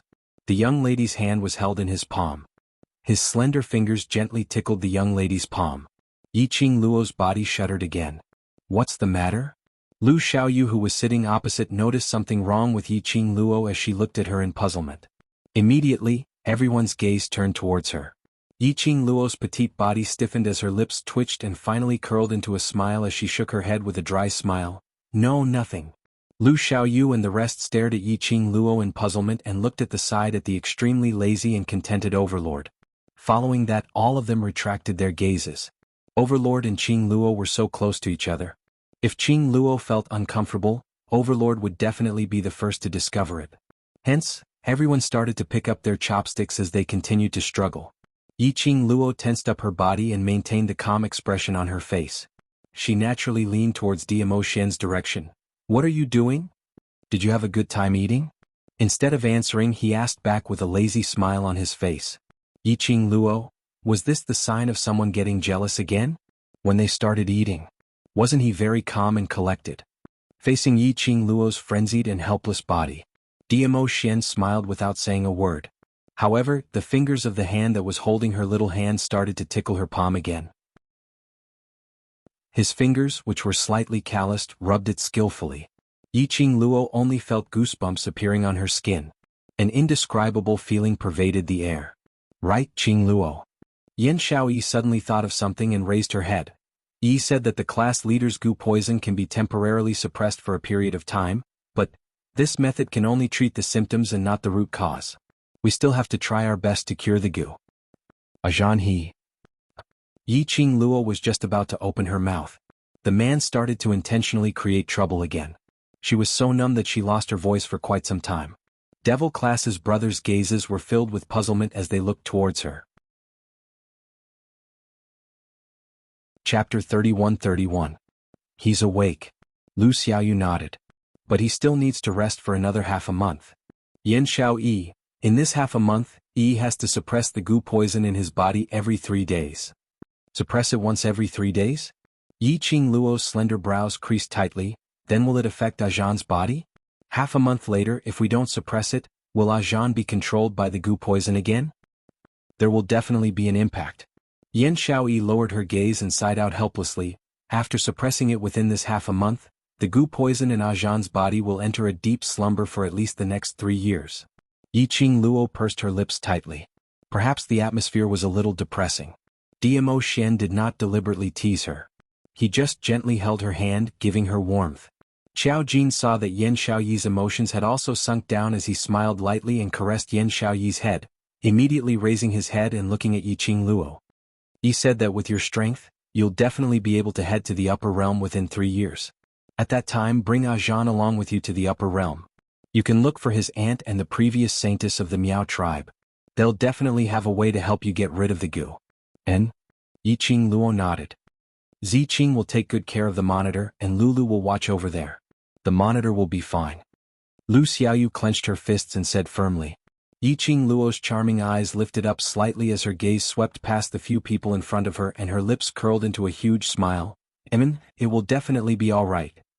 Alright, I've already told Luo about the class president. Don't talk about it anymore. Xiao Jin looked at Yi Qing Luo. Director still has a few words for us to pass to you. Bin? Yi Qing Luo was momentarily stunned. But very quickly, he remembered that the current director of the Heavenly Academy was that crazy old man Guiyu. The dean said. Xiao Jin cleared his throat and immediately assumed the posture of old man Guiyu, imitating his tone. Little brat. You haven't come back to see me for such a long time.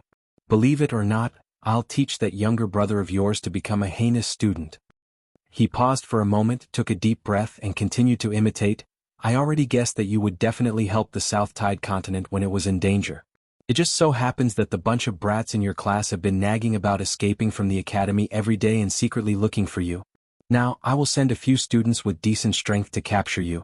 Over at the South Billow continent, whatever you want to do, just go ahead and do it. With this daddy here to clean up your mess, you don't have to be afraid of anything. Although the first part of his words was very rude and he seemed to be very angry, Lin Mingya did not expect him to be so rude. But behind it, it was obvious that he was worried and concerned about her. She was the one who brought old man Guiyu to this world. The second was an elder who cared for her very much. Cough, cough. After Xiao Jin finished imitating, he coughed again. He patted his chest and recovered his own voice. I've conveyed the message, he also said. After the South Continent's matter is over, he wants us to kidnap you and bring you back to Heavenly Academy. I don't think it's possible to bring him back. Yi Qing Luo smiled. After the South Billow Continent's matter is over, I still have to make a trip to East Billow Continent. Yan Xiaoyi, are you going to leave your heroic deeds in every continent in Nirvana realm? Chapter 31-32. Before collecting the 4 sacred beast pearls. Yi Qing Luo temporarily didn't want to tell all the brothers in Devil Class that she was heading to the upper realm. If he told them in advance, it would only make them more worried. After all, the upper realm, for the people of the Nirvana realm, it was a place that people yearned for, but it was also a very dangerous place. Oh right. Lu Xiaoyu suddenly thought of something. Kitty originally wanted to follow along, but the dean and Master Guiyu seemed to have something to deal with and couldn't leave. So young Master Mo forcefully kept Kitty by his side and stayed in the Heavenly Academy. She blinked her beautiful eyes. Young Master Mo asked me to tell you not to worry about Kitty. He will take good care of Kitty. This Mo, abducting someone is so open and aboveboard? She had such a cute little kitten. She was abducted by him just like that? However, with Kitty Lee's temperament, if she really didn't want to stay by Zomo's side, he would definitely turn the world upside down, and he had to escape no matter what. It could be seen that Kitty Lee was actually reluctant to leave Mo. Yiqing Luo clicked her tongue. Forget it, a grown girl can't be kept at home. My little kitten has really been abducted by a wild man. Wild man? In the minds of the brothers in Devil class, Zomo's image surfaced. Soon after they all nodded in agreement. He did look like a wild man. The atmosphere gradually returned to normal. The group chatted as they ate. Over this period of time, everyone's affairs were summarized in a concise manner. This also allowed Yiqing Luo to understand the recent developments of Devil class and Heavenly Academy. For example, Lu Xiaoyu, Tao Tao and the others had already joined the Devil class. For example, Lu Xiaoyu found evidence of Si Yenmu colluding with the dark forces in the President's Office of Faculty Council. As a result, Si Yenmu was arrested and Lu Xiaoyu replaced him as the new president of the Heavenly Academy. For example, when they were preparing to interrogate Si Yenmu, he was taken away by the people from the dark forces. It further confirmed that Si Yenmu was a member of the dark forces. Because of this, the Si family also suffered. With the cooperation of Monarch and Yi Fengyu, the Si clan was uprooted. And so on and so forth. In the end, the conversation stopped at a student who couldn't hold on and fell asleep against a pillar. Yiqing Luo then asked everyone to find their own rooms to rest. Silence gradually returned to the hall. Yiqing Luo yawned and leaned into Dmo Xian's arms, her arms hooked around his neck. Ah Xian hug. Dmo Xian's eyes drooped, his languid peach blossom eyes twinkled with a devilish glint.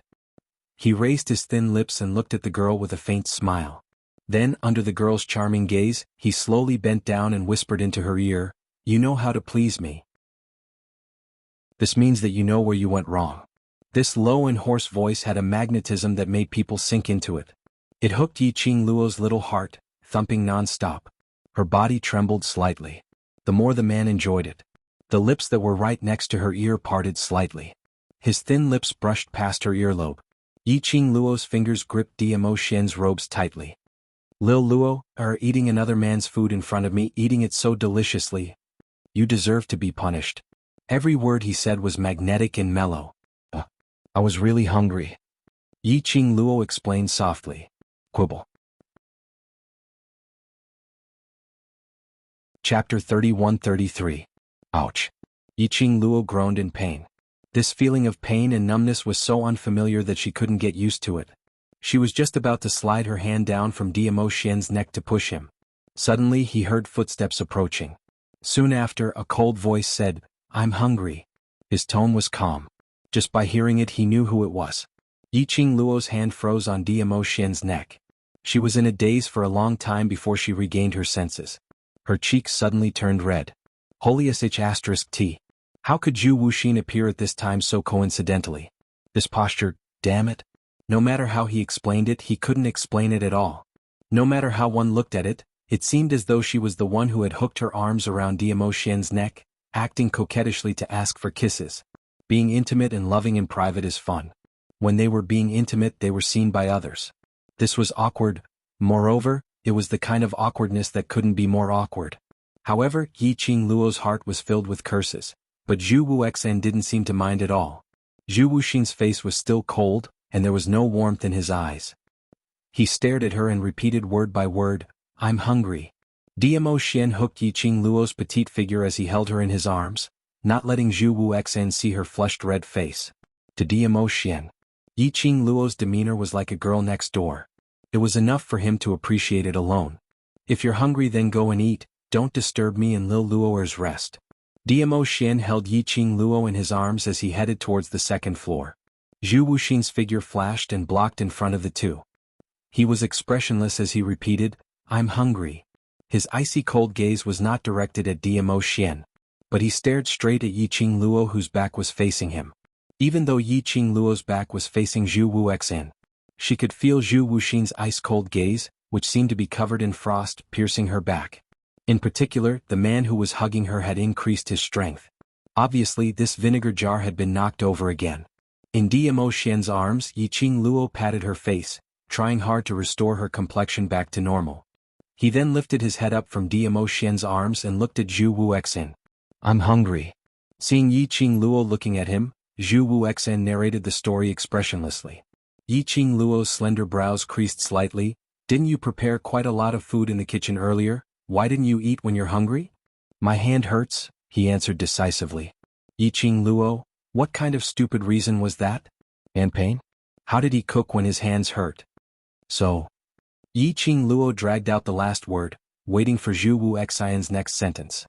Zhu Wuxin didn't beat around the bush as he stared straight at Yiqing Luo and spat out two words decisively: "Feed me." This time Yiqing Luo was really speechless. They had gone one big round. Just for this purpose? You wanted her to feed him? You can cook but you can't eat? Wasn't this excuse a little too lame? "I'm hungry." Seeing Yiqing Luo not moving, Zhu Wuxin's eyes turned even colder. "Yiqing Luo?" She expressed that she really couldn't feed him. Only when she was extremely hungry she ate the food that Zhu Wuxin personally cooked. A certain overlord's vinegar jar had already flipped several jars. If she fed it to Zhu Wuxin, probably she was going to drown in vinegar. She absolutely couldn't feed him. Yiqing Luo cleared her throat. "Master Zhu, I'm really tired. This overlord will feed you." Chapter 31-34. Just 4 words, but it made Yiqing Luo felt as though she was struck by lightning. Did she hear it wrong? What did Diamo Xian say? "You feed?" He was feeding Zhu Wuxin. Wasn't this style too beautiful? She couldn't even imagine it. Yiqing Luo looked at Diamo Xian with a complicated expression as she held his arm. "Ah Xian, you don't need to feed him," his hand. Before he could say the word, "I'm fine." But when she saw Diamo Xian's displeased gaze, she stopped talking. He raised his hand and his slender fingers gently pinched Yiqing Luo's lower jaw. His long and narrow peach blossom eyes were as deep as a deep pool, bottomless. "Don't tell me you want to feed him yourself?" He lowered his voice to a whisper. It sounded very calm and indifferent. But to Yiqing Luo, who understood Diamo Xian well, how could she not hear the displeasure in Diamo Xian's tone? Yiqing Luo felt a chill on her neck as she coughed lightly. "No, what I mean is, don't bother."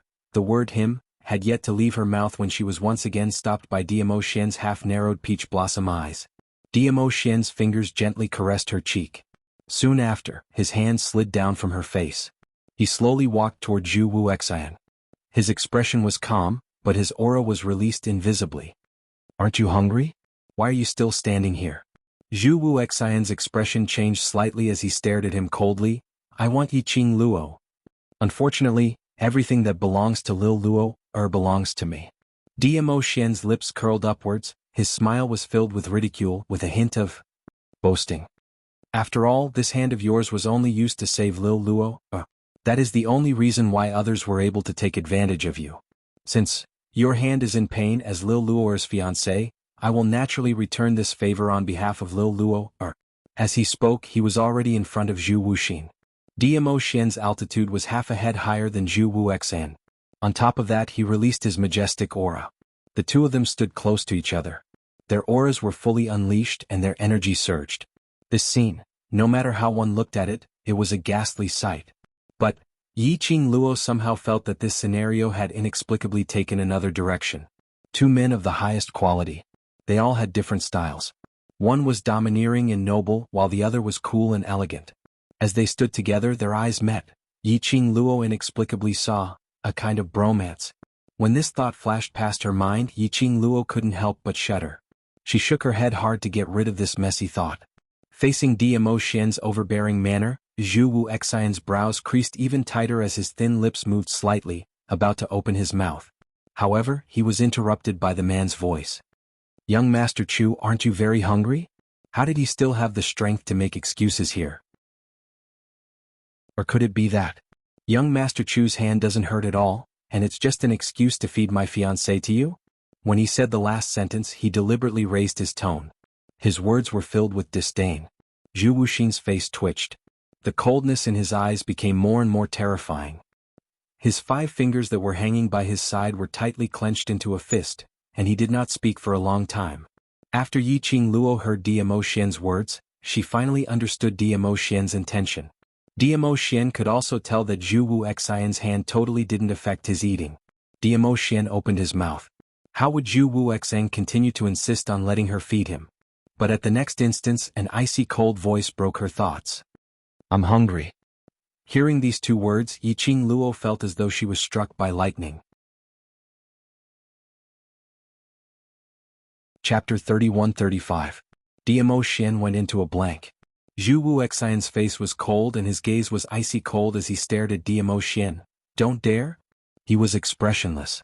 But the corners of his lips were faintly curving upwards. Apparently he was intentionally provoking Diamo Xian.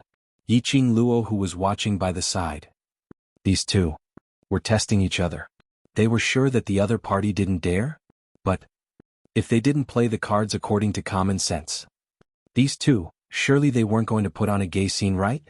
Although one of them was her boyfriend. But while she was still imagining this scene, she was still inexplicably excited.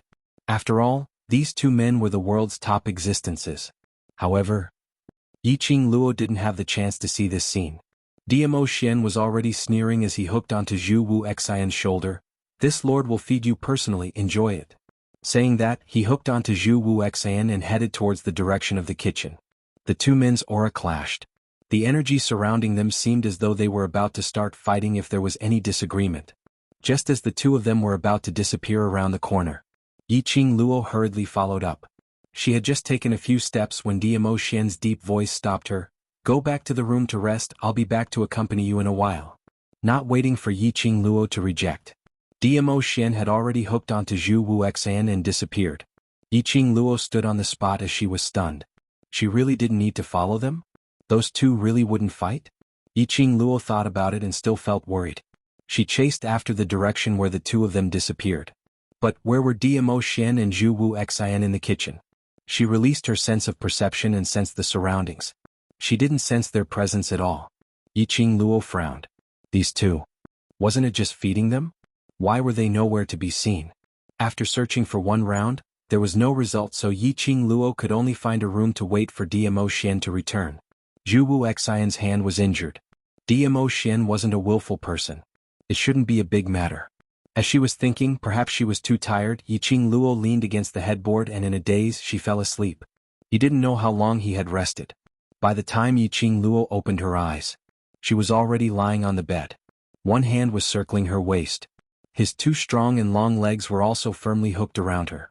The man's head rested on her neck. His warm breath blew down from time to time.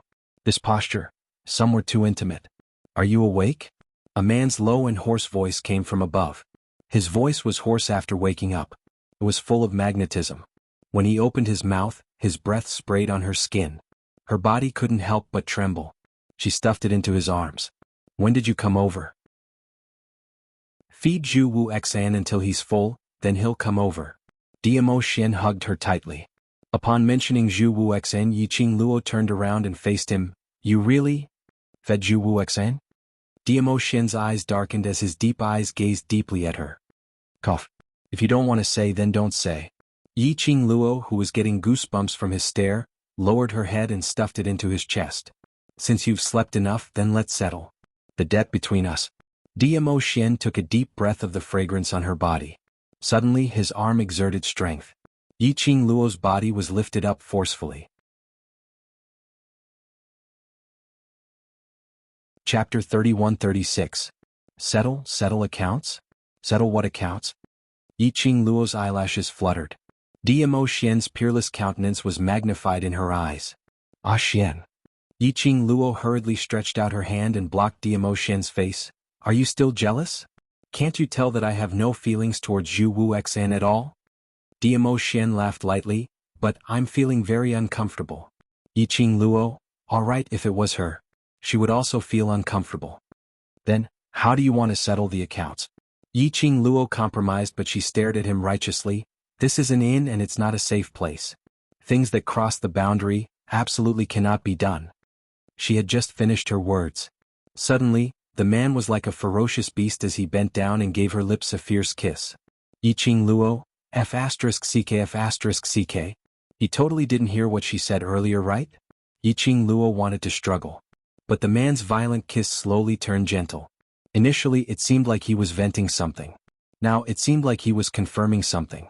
Such complicated emotions made Yiqing Luo's struggling movements gradually slowed down. She stopped resisting.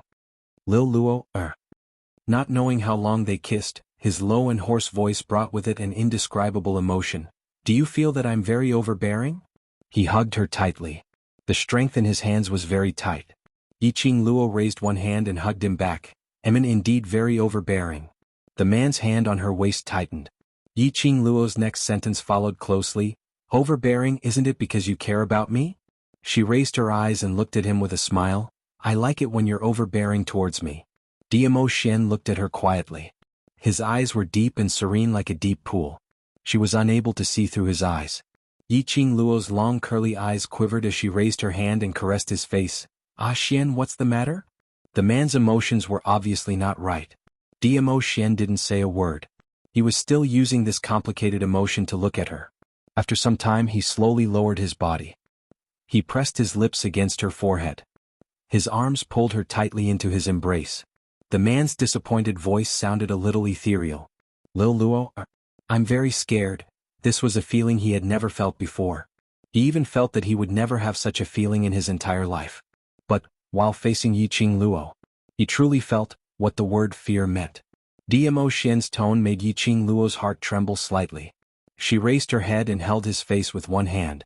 She slowly approached his lips and kissed him. What?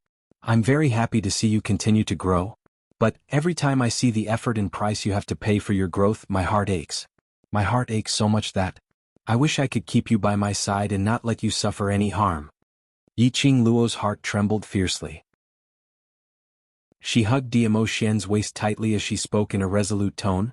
So, in order to not let you worry, I will become stronger, so strong that no one can hurt me. But by then, will Lil Luo still need me? Diamo Xian laughed softly as his voice sounded a little ethereal. Need. Yiqing Luo nodded her head vigorously without any hesitation. Her two hands were like a koala bear as it entangled Diamo Xian tightly. If there's no Xian, there's no meaning for me to become stronger. Diamo Xian's body stiffened slightly. Following that, he relaxed. Chapter 31-37. Yiqing Luo rubbed her little head against his chest. Ah Xian, we've agreed to be together for the rest of our lives. Not only in this lifetime. The next lifetime, the life after that, the one after that. Anyway, we're going to be together. The young lady's sweet voice was like a warm spring, seeping into Diamo Xian's heart. It warmed Diamo Xian's panicky and scared heart. Alright, my Xian has always been confident and flamboyant. You should believe in your own charm, that you can charm me till I can't see any other man. Yiqing Luo raised a big smile, her little body moved into his arms. After that, she propped herself up and cupped his face with both hands. Her slender fingers pinched the skin on the side of his cheek and gently tugged on it. I love your peerless face so much. He chuckled. His big palm raised and held her little hand, his eyes were filled with a faint smile. In that case, if one day I don't have this face, I won't be able to charm you anymore? Charmed? As long as it's you, Xian, just a breath, you can make me fall head over heels. Yiqing Luo hooked his neck. Xian, you have no confidence in yourself? The two of them stared at each other. The man's ink-black eyes gazed deeply at her, as if he wanted to completely integrate her into the deep pool of his eyes.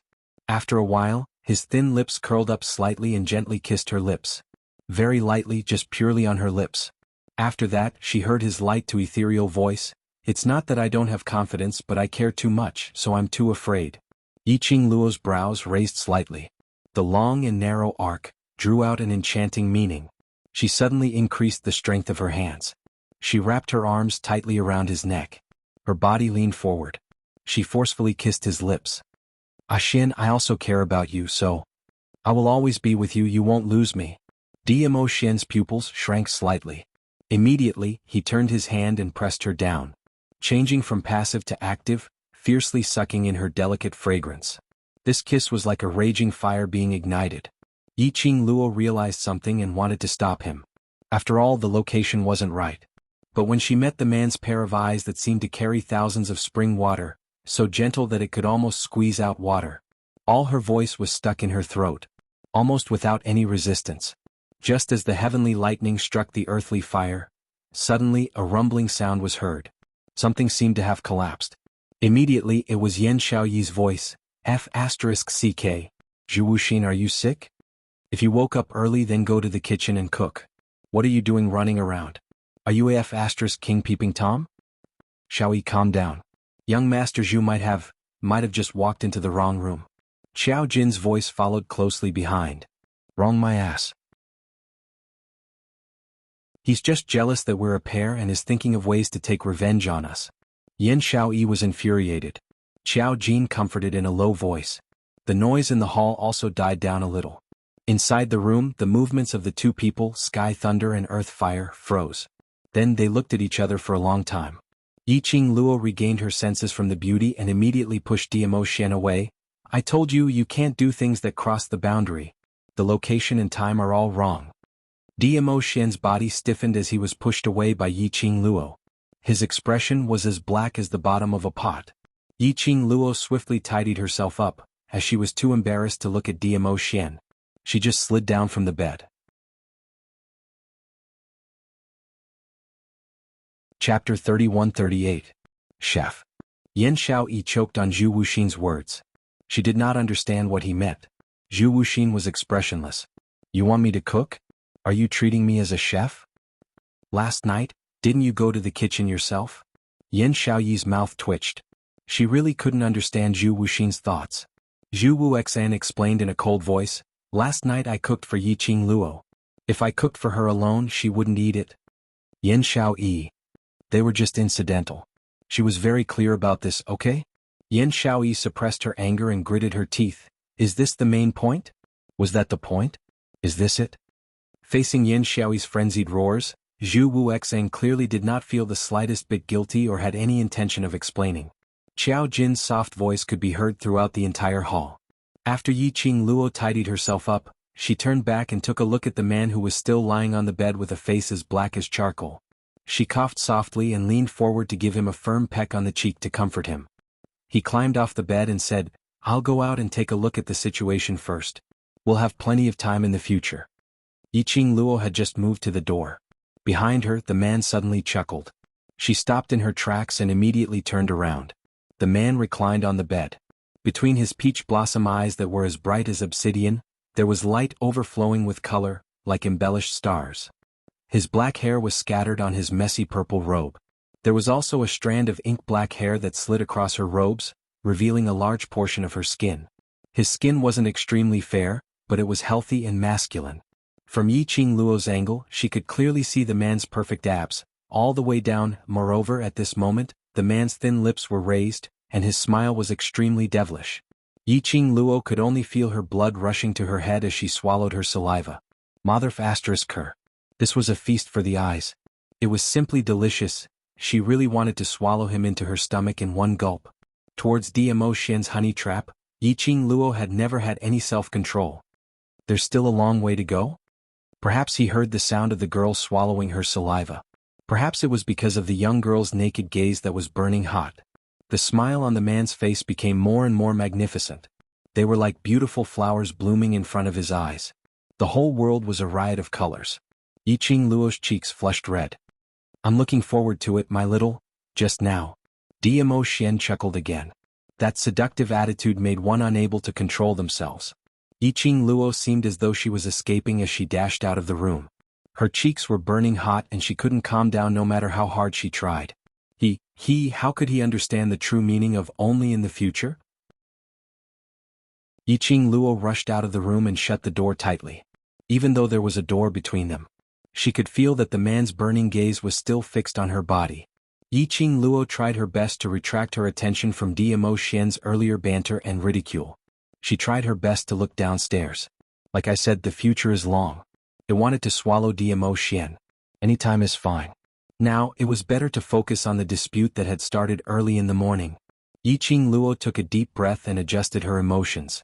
Downstairs in the main hall, Yan Xiaoyi stepped on a long bench as her face was filled with anger.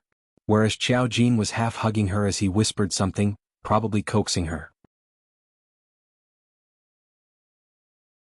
Chapter 31-39. What's the main point? Zhu Wuxian stared at Yan Xiaoyi as he spoke in a cold voice. It was better if he didn't ask. This question made Yan Xiaoyi fly into a rage. The main point is, what are you trying to do? By running around the room so early in the morning? Don't you know that you can't barge into a lady's room? If you see something which you shouldn't see, are you able to take the responsibility? What do you have that you shouldn't see? Facing Yan Xiaoyi's anger, Zhu Wuxian remained calm. Yan Xiaoyi clenched her fists tightly. What do you mean by this? What are you trying to express? Zhu Wuxian was expressionless, the literal meaning. Zhu Wuxian. Yan Xiaoyi's fists were clenched so tightly that it made a cracking sound. Just with this attitude of yours, you still want to snatch the Overlord's woman? Save it. The Overlord is many times better than you. Unless Qing Luo is blind, she will not choose you and abandon the Overlord. Save some energy, don't dream of such unrealistic dreams. This kind of words could be said. Devil Class's 10-over students had said it countless of times in their hearts. But this was the first time they said it out in front of Zhu Wuxian. It could be seen that Yan Xiaoyi was really infuriated. Xiaoyi. Xiao Jin's expression changed as he immediately circled Yan Xiaoyi tightly, pulling her down from the long bench and blocking her behind him.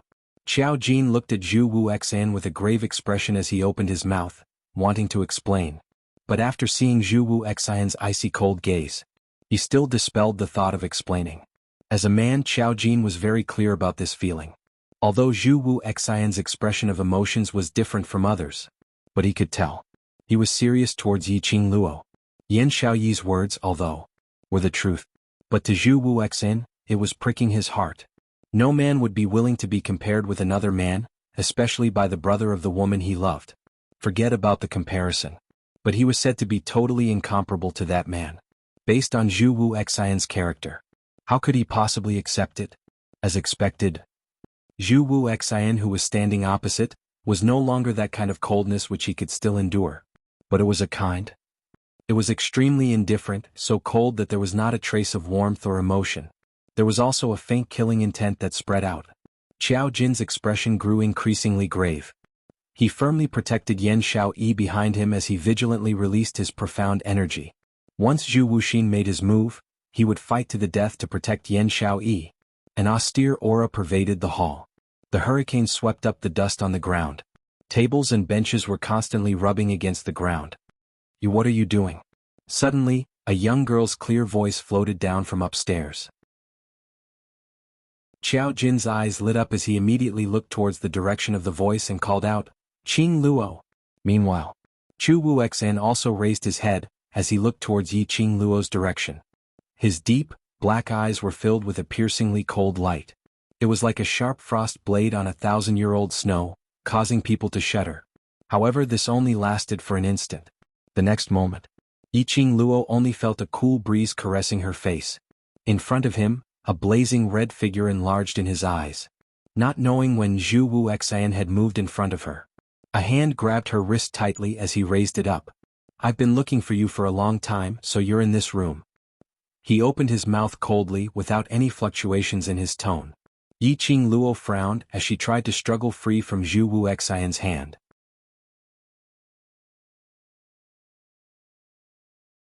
Chapter 31-40. His strength was so strong that her wrist was starting to hurt. Qing Luo's brows creased even tighter. Just as she was about to open her mouth to ask Zhu Wuxian to let go of her.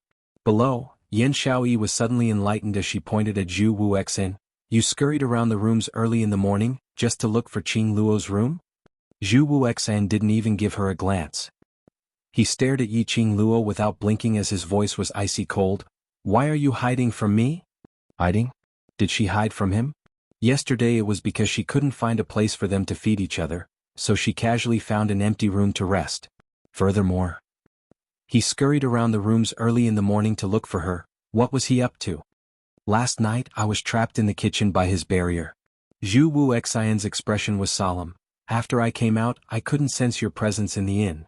He suddenly increased the strength in his hand. It made Qing Luo's slender brows creased once again. But he didn't notice it as his voice was deep and cold. You belong to me, you can't hide from me. Qing Luo. Here it goes again. Was he done yet? Why was it that every time they talked about this topic, she and Zhu Wuxian seemed to be from two different worlds? not on the same channel? Why didn't Zhu Wuxian understand her rejection? Yiqing Luo took a deep breath as her peripheral vision shot towards that tightly shut door behind her. Logically speaking, based on that vinegar jar's character, he should have rushed out long ago. But Dmo Xian was still in the room, with no intention to stop Zhu Wuxian at all. What was this rhythm? What was Dmo Xian up to this time? Just as he was about to patiently declare his rights once more, Zhang Xian's eyes lit up. Suddenly, her wrist was violently pulled by someone. Zhu Wuxian's long arm locked her tightly. Not in his arms, but clamped down on her petite body, making her totally unable to move. This made Yiqing Luo's slender brows crease tightly. Damn it! Wasn't his hand hurting? Why did he have so much strength when his hand hurt? Not waiting for Yiqing Luo to curse silently, she had rushed out hurriedly and had not combed her hair, so Zhu Wuxian tugged on it. The force wasn't great, but it was still a little painful. Zhu Wuxian, what are you doing? Yiqing Luo clenched her teeth as she really wanted to slap this lunatic to death. Zhu Wuxin brushed her hair aside. His vision was fixed on Yiqing Luo's exposed neck. That pair of eyes that were as cold as ice instantly squinted, reflecting the piercingly cold light of a sharp blade. You slept with him last night. Zhu Wuxin's ice-cold voice was deep and cold. His stiff fingers, one by one, loosened Yiqing Luo's hair. Following that, one by one they loosened their grip on Yiqing Luo. The minute Yiqing Luo broke free from the restraints, she immediately took a few steps back. While frowning, she massaged the place where she was scratched and sneered coldly, "What are you doing so early in the morning? There are hickeys on your neck." Zhu Wuxian's gaze was icy cold as his vision seemed to pass through Yiqing Luo, directly penetrating her neck which was below her fine black hair, too. It's hickey. Yiqing Luo immediately raised her hand and covered her neck. Recalling Zhu Wuxian's action earlier. Surely it couldn't be just to see the hickeys on her neck, right? Dmo Xian. That shameless man. No wonder he sat in the room so calmly and didn't come out. So, he was planning to use the kiss mark to force Zhu Wuxin to retreat. You slept with him last night. Zhu Wuxian's expression was gloomy and between his brows, there was a chilly intent. Chapter 3141. Yiqing Luo.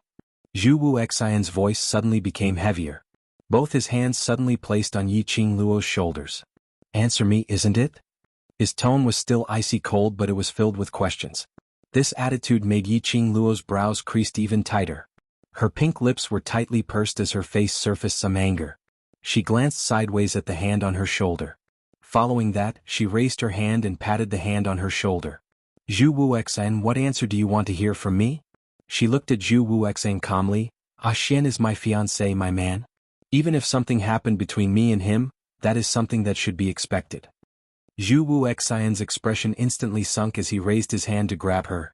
Don't say things that will make me angry, you are. Zhu Wuxian, Shaoyi said something earlier which is very right. Yiqing Luo interrupted Zhu Wuxian's words as she took a step back to avoid his touch. Don't deceive yourself and others, living in an unrealistic fantasy. This is the last time I'm saying this to you. I don't belong to you, not in the past, not now and not in the future. Her voice could be said to be extremely indifferent. And it was stern and firm without any room for resistance. Zhu Wuxian's hand froze in midair. He clenched his fists tightly. All the muscles in his body were tensed up at this moment. His expression was like frost, so cold that it could cut through one's bones. That pair of icy cold eyes seemed to be filled with ice shards. The vortex in his eyes kept on surging wildly. There seemed to be a voice clamoring in his heart. They were clamoring for him to destroy all of it. To destroy everyone Yiqing Luo relied on, everything, every place. After that, to imprison Yiqing Luo by his side, to accompany him for eternity. That thought kept on surging in his mind. Like a raging wave it kept on surging. Zhu Wuxian's current gaze was so strange and terrifying that even Yiqing Luo couldn't help but feel a chill down her spine. His eyes were so cold that they seemed to be able to cause her heart to stop beating. The powerful and shocking aura was accompanied by an intense murderous intent. Yiqing Luo's pupils constricted violently. A strong sense of unease spread from the bottom of his heart. She also released her perception on her own. His body also assumed a defensive posture. This action also stung Zhu Wuxin's eyes. The murderous aura in his eyes became even more violent and ferocious. She was actually afraid of him? She actually isolated him outside. She was actually guarding against him. Missy, Di-Zun. Are you awake? Just as you expected, the reinforcements are all heavily injured. Those bastards from the Palace of Darkness are too despicable. Suddenly, a deep, resounding and urgent roar came from outside the inn. The general and a few soldiers rushed in with big strides. Yiqing Luo's gaze went past Zhu Wuxian as it floated downwards to the main hall. The soldiers supported many of the heavily injured soldiers into the inn. The hall was instantly filled with the smell of blood. Yiqing Luo frowned as she didn't have the mood to continue tangling with Zhu Wuxian. She retracted her gaze and was just about to speak to Zhu Wuxian. But Zhu Wuxian only used that pair of extremely indifferent and filled with endless whirlpools as he fixed his gaze on her. Just one look. Zhu Wuxian's figure seemed to have blended into the air as he disappeared. Chapter 3142. She called out Zhu Wuxian's name as she sensed her surroundings. But there was no response to her. There was only a cool breeze blowing gently. She didn't sense Zhu Wuxian's presence. He wouldn't? Had he really left the inn? The human face was still hidden in his arm. If the human face took the opportunity to leave his arm, it would be extremely difficult for them to find that piece of human face again. But Yiqing Luo didn't have the time to look for Zhu Wuxian. In the main hall, more and more injured soldiers and disciples dressed in the Imperial Palace's uniform were supported in. Yiqing Luo could only put Zhu Wuxian's matter aside. Although Zhu Wuxian's character was a little cold, but he wasn't someone who didn't know how to look at the bigger picture. Unless the thoughts had just surfaced in her mind. Behind her, there was a warm and thick chest wall. The man's hand hooked onto her waist. He gently lifted her up. Her body, along with this force, fell directly into the main hall. The Grand General immediately went up to them. Overlord Missy, I'm so sorry to disturb your rest so early in the morning. But these brothers can't wait. Yiqing Luo's vision swept past the injured people in the main hall as she asked in a deep voice, "What's going on?" "Yesterday we requested for reinforcements. The soldiers stationed in the other strongholds in South Tide Continent received the emergency signal, and while they were rushing over in batches, they were ambushed by the monsters." The Grand General clenched his fists tightly. Yesterday that batch of Palace of Darkness's disciples and the monsters were simply a cover. They were simply trying to attract our attention, then taking the opportunity to attack the other strongholds. As he said that, he hugged his head in extreme frustration as he clenched his fists tightly and pounded his own head fiercely. I shouldn't have sent out the emergency signal. I shouldn't have let them rush over to help. It's all my fault to let them fall into such a dangerous situation. Grand General, it's not your fault. It's Palace of Darkness.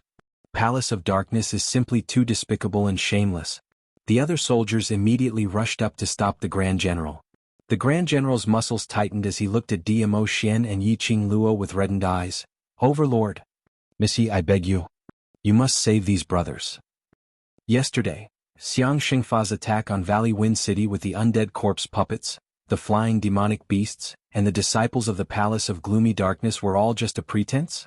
His true goal, it was actually other fortresses.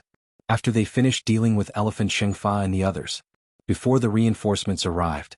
Yiqing Luo had indeed guessed it before. The reinforcements were on the way, but they were blocked by other teams from the Palace of Darkness, which delayed them. But he never thought that Xiang Xingfa was not the main attacker. She thought that she had successfully repelled the Palace of Gloomy Shadows and protected the Three Valley Wind City. In fact, it was just a bad plan of the Dark Palace. This knowledge made Yiqing Luo's expression sunk instantly. She glanced sideways and exchanged glances with the man beside her. She pursed her lips. Ah Xian, if this move of the Palace of Darkness is really a plan, then the Palace of Darkness is indeed an opponent that cannot be underestimated. Dmo Xian hugged her waist tightly as he comforted her and squeezed. But this move of the Palace of Darkness also means that the Palace of Darkness is already unable to hold back and wants to quickly invade the South Continent. As for why they want to increase the speed and use such a risky method, there is a possibility that something has happened internally in the Palace of Darkness.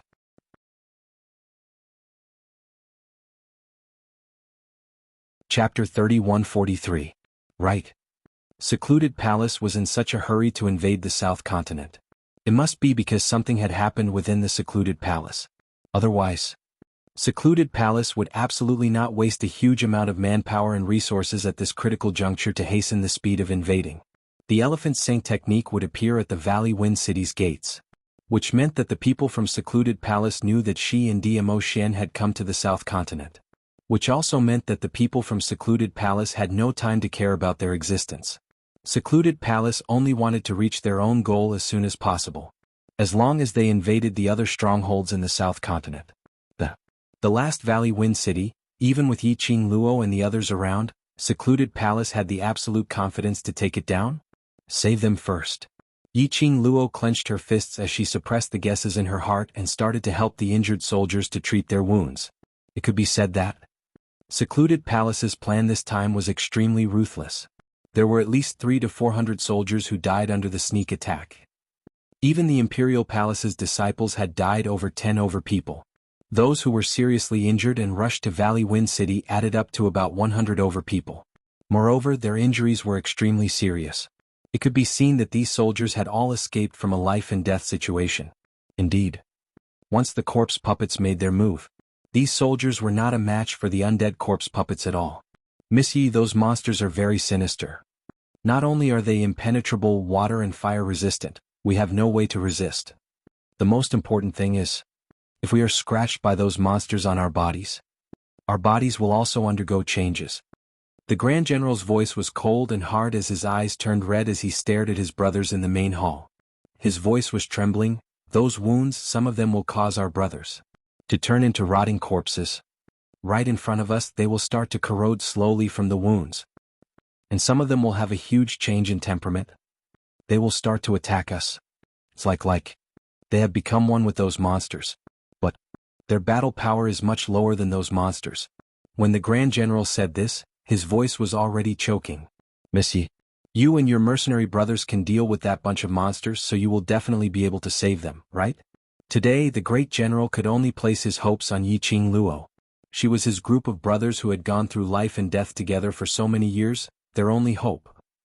After listening to the great general's words, Yiqing Luo's expression turned even more grave. That group of monsters are known as corpse puppets, and they are battle-type puppets which are refined from dead corpses using a sinister secret method. Therefore, the bodies of the puppets were filled with evil miasma. This miasma can be transmitted into a person's body through a wound, and from there it can corrode the body. She thought. The evil miasma required at least a semi-finished corpse puppet to have such a function. Unexpectedly, these defective products could actually use miasma to affect humans. However, she was able to deal with the undead corpse puppets because she had Yoin's mental power.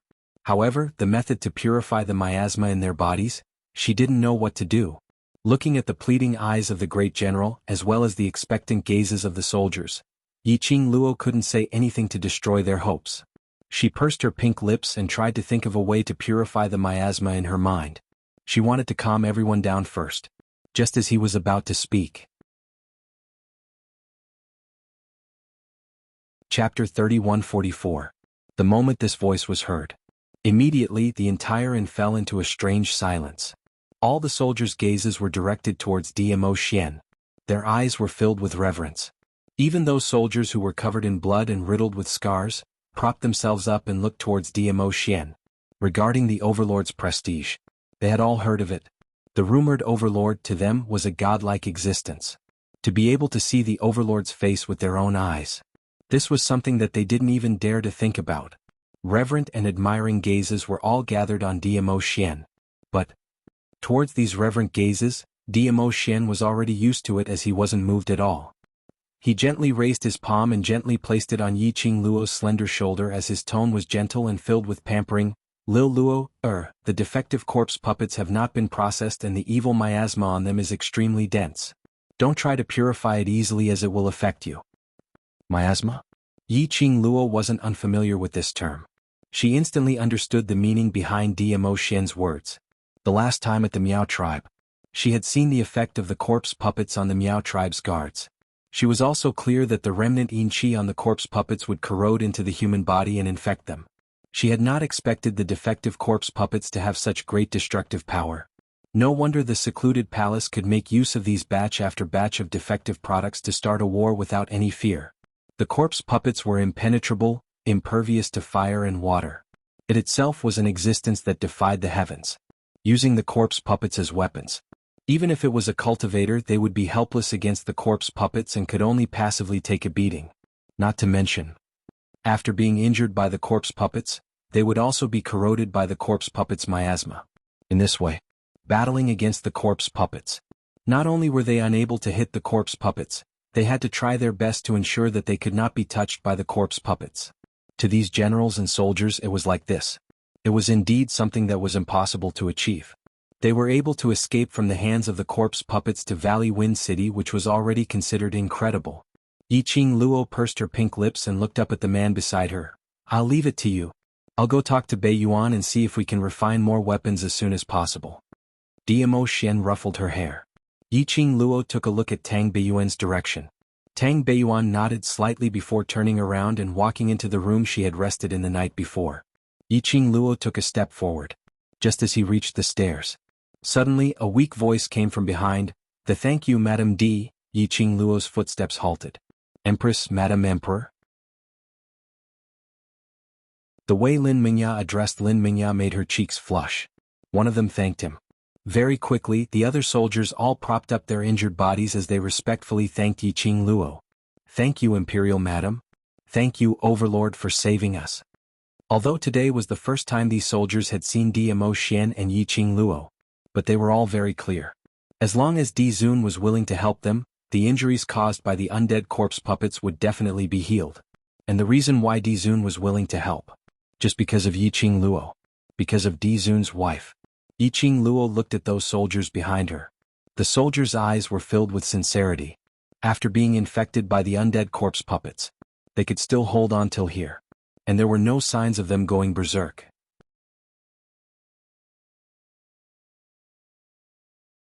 Chapter 31:45. As long as one's heart had no evil thoughts, no darkness, the corpse puppet's miasma would not be able to corrode one's heart. That way he wouldn't be assimilated by the undead corpse puppets and become the undead corpse puppet's puppet. But the longer the miasma stayed in the body, even if they were not assimilated by the corpse puppets, they would be affected by the miasma and turn into a rotten corpse. The most important thing now was to purify the miasma in these soldiers' bodies. Yiqing Luo smiled at them. "Have a good rest. After your bodies have recovered, there's a big battle waiting for you." "Yes, Imperial Madam." The soldiers cupped their fists as they replied in unison. Yiqing Luo left the soldiers in the main hall to Diamo Xian to settle. She followed closely behind Tang Beiyuan as they walked into the room. Just as she closed the door, she heard Tang Beiyuan's chuckle. "Imperial Madam? This title is indeed more suitable than the Imperial Palace's mistress." Yiqing Luo coughed lightly. "Stop teasing me, let's talk about proper matters." Tang Beiyuan nodded. "I know what you want to ask, but refining weapons, and under the circumstances where there's no conditions, refining more weapons is very difficult." Tang Beiyuan didn't beat around the bush. "In 3 days we've refined 48 weapons and that's already the limit. That's because we're in the Imperial Palace's armament refining hall and we don't lack any armament refining equipment. But we're in the South Continent now." Yiqing Luo's expression turned grave. "I understand what you mean. No matter if it was refining weapons or pills. Other than the refining techniques, the external conditions were also very important. For example, the refining location, refining materials, etc. In a place like South Continent, the refining location wasn't considered good and the equipment wasn't complete. Even if Tang Beiyuan could refine weapons, she wouldn't be able to achieve the same efficiency and quality of weapons as when she was in the Imperial Palace. As an armament master, she would absolutely not allow herself to refine any flawed weapons. Especially for an armament sect, grade armament master like Tang Beiyuan. Towards her own work, she would be even more meticulous. Moreover, Secluded Palace was obviously speeding up their invasion of the South Continent. It was absolutely impossible to give them more time to refine weapons. The Dark Palace will definitely continue to send corpse puppets to attack Valley Wind City. Yiqing Luo sighed softly. "If I can refine a weapon that is able to contend against most of the dead corpses." Her hand lightly stroked the pattern imprinted on the azure dew bracelet on her wrist. In his heart he sighed. If Old Man Song was here, he would definitely be able to give her a good idea. Most of them, Tang Beiyuan murmured what Yiqing Luo said earlier, and suddenly her eyes lit up as she clapped her hands. Why didn't I think of that? You have a weapon that can fight against most undead puppets. Yiqing Luo was stunned. Me? Tang Beiyuan put her hand on her shoulder excitedly. The glowing fan.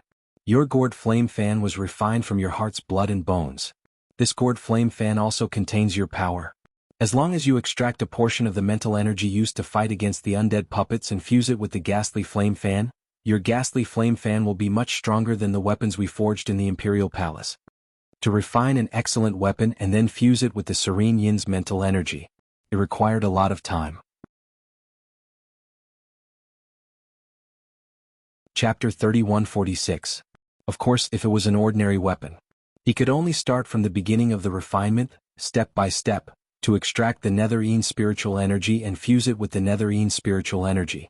But the devouring flame fan was different. The glower flame fan was not only refined from Yiqing Luo's heart, bone and blood. The ghastly flame fan was also a weapon that could grow in quality. It was a spiritual power that could completely fuse with the Netherworld Palace. In this way, Yiqing Luo would be able to use the glower flame fan to go against most of the undead puppets. Yiqing Luo muttered to herself for a moment and made up her mind.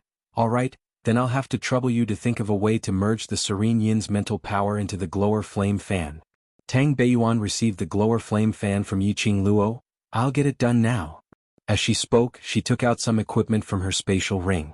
Tang Beiyuan was fiddling with the equipment when she suddenly thought of something as she abruptly raised her head and looked at Yiqing Luo. That's right, Qing Luo, that smear of mental energy which had fused with the weapon, you really have no way to extract more? If the amount extracted is too little, it will be less effective against the undead puppets. For a weapon like the gourd flame fan that can grow, if I can extract a large amount of Netherine mental energy and fuse it with it, the effect will definitely double. Yiqing Luo's finger on her wrist stiffened slightly. She lowered her eyes and fixed her gaze on the azure dew bracelet. This was what Tang Beiyuan had said. She had thought about it a long time ago. However, control over the azure dew bracelet. Until now she still couldn't move freely. She still did not sense Old Man Song's existence.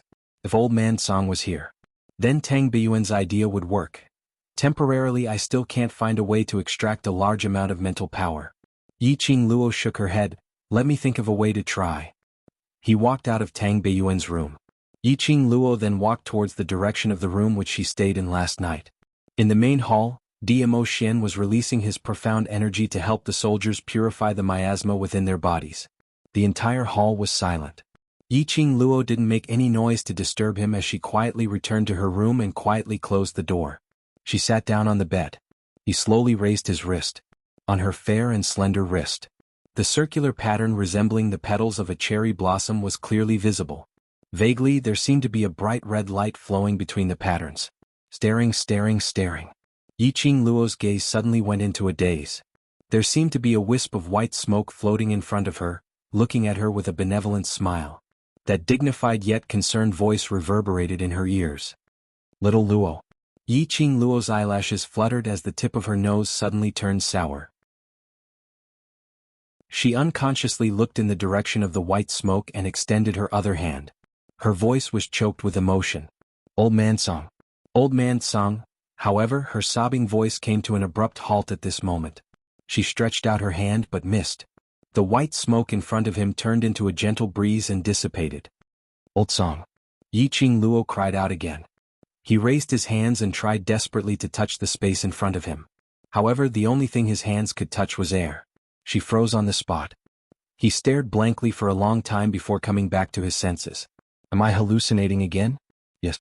If it wasn't a hallucination, how could Old Man Song's spiritual body dissipate with just a touch? Yiqing Luo's tensed-up emotions at this instance were all unloaded. She really missed Old Man Song. Chapter 3147. Yiqing Luo's arm drooped down powerlessly. Her slender fingers, little by little, unconsciously stroked the decorative design of the azure dew bracelet. In his mind he recalled the time when he was in the Miao tribe. She was determined to terminate the contract with Old Man Song and hand him over to Dmo Xian. There was a place in his heart that felt like it had been ruthlessly pierced by a needle. Ding! Suddenly he felt a scorching heat on his wrist. Yiqing Luo's fingers trembled as she looked down. The pattern on the wristband was like water ripples, and layers upon layers of ripples began to appear. As the cherry blossom patterns floated, the scorching heat was also increasing. This change in the azure dew bracelet. This made Yiqing Luo's eyes suddenly lit up. Old man's song? Yiqing Luo sat up straight and her fingers once again covered the flowing pattern. As soon as he finished speaking, Yiqing Luo only felt a flash of white light in front of her and she felt blinded for a moment. The next moment, the place in front of him was already extremely familiar. It was the inside of the azure dew bracelet. Her divine sense entered the interior of the azure dew bracelet once more. Yiqing Luo couldn't suppress the excitement in her heart as she took a few quick steps forward. She looked around at the vast expanse of whiteness, searching for the figure she was looking for. Old song. It's you, you're back, aren't you? Her voice echoed within the azure dew bracelet. However, there was no response at all. Furthermore, in all of the places that old man Song liked to hang out in, he was nowhere to be seen. The inside of the azure dew bracelet was empty except for her. There was nothing else. No other creature. There was no aura of old man Song. She couldn't sense old Song's aura within the azure dew bracelet. Since it wasn't you who returned, then why was I able to enter the azure dew bracelet again? Yiqing Luo's pink lips trembled slightly as she faintly spoke in a low voice. She lifted her wrist again. He stared at the floating patterns that seemed to be alive. She couldn't help but laugh, extremely bitter. Could it be that you want me to learn how to control the azure dew bracelet myself? Answer her. There were still only echoes from all four directions. Yiqing Luo slowly closed her eyes as her body fell backwards. Her slender back was pressed tightly against the cold ground. He slowly raised his right hand and placed it on his head. But old man and I, Song, I'd rather you personally teach me how to control the azure dew bracelet. You're my only senior in this strange world, she sighed faintly. The flowing cherry blossom patterns blocked her eyes. As the bewitching red light flowed, it was as if they were about to seep into her eyes. Yiqing Luo felt a stinging pain in her eyes. She closed her eyes. When he opened his eyes again, he was met with a pair of eyes that were as large as copper bells. Two huge, golden eyes? What is this? Yiqing Luo abruptly flipped herself up from the ground, as she looked towards the direction of her eyes vigilantly. It's you? When Yiqing Luo saw that pair of eyes clearly, the expression on her face was filled with astonishment. In front of him was a huge cauldron. The bronze furnace. However, it was covered in a dazzling golden light. The pair of eyes she had just seen. It was the two golden eyes on the body of the cauldron. Yiqing Luo pointed at the cauldron in front of her. Cauldron? Cauldron dragon? So it's you. The inside of the azure dew bracelet should be an independent space. Apart from her surprise, there shouldn't be anyone who could appear in the azure dew bracelet's independent space. This cauldron in front of her. Chapter 3148. Yiqing Luo's face immediately lit up. She pounced forward and hugged the cauldron dragon. Cauldron dragon, you're still here. Yiqing Luo stretched out her arms, but could only hug a small totem of the cauldron dragon. The cauldron dragon's glittering golden eyes shifted. Then a golden light flashed. The cauldron dragon's body had transformed into a height similar to Yiqing Luo's. Master, I've always been in the azure dew bracelet. Unless you summon me, I can't leave this place. The cauldron dragon's steady voice contained a trace of helplessness. So, in his master's eyes, within the azure dew bracelet, only old man Song? After Yiqing Luo met cauldron dragon's slightly resentful eyes, her hands hugged the cauldron even tighter. Every time I come to the azure dew bracelet, it seems like I've never heard you open your mouth. Right now I'm just excited. What kind of excitement? Cauldron dragon shot her a sidelong glance without giving her any face. Are you excited to see me, or are you excited for some other reason? Yiqing Luo gave an embarrassed smile as her tone sounded slightly coquettish. Both? She paused and continued, ever since that battle with the Miao tribe, I had no way of entering the interior of the azure dew bracelet. I don't know why, but I suddenly came today. To be able to see you, Cauldron Dragon, within the azure dew bracelet, I'm definitely excited. She paused for a moment, then raised her head and looked into the pair of golden eyes. But there are other reasons too. You want to know where old Song is, right? Cauldron Dragon didn't beat around the bush with her. Yiqing Luo's hands immediately loosened, her eyes nervously looking at Cauldron Dragon. You know that old man Song knows where he is? The Cauldron Dragon was silent for a moment. Master, although I shouldn't criticize any of your decisions as your contracted furnace, there are still some words that I must say. Yi Qing Luo lowered her eyelids and sighed softly. I know what you want to say. This time you are indeed in the wrong. Cauldron Dragon's tone became solemn and respectful. The pair of golden eyes embedded in the cauldron also became unusually serious. The Azure Dew bracelet is not only a divine artifact, it is also a home that belongs to us. Ever since you formed the blood contract with the Azure Dew bracelet, we who were in deep slumber within the Azure Dew bracelet also woke up. We followed you and experienced so much. To us, this is the same as you giving us a home.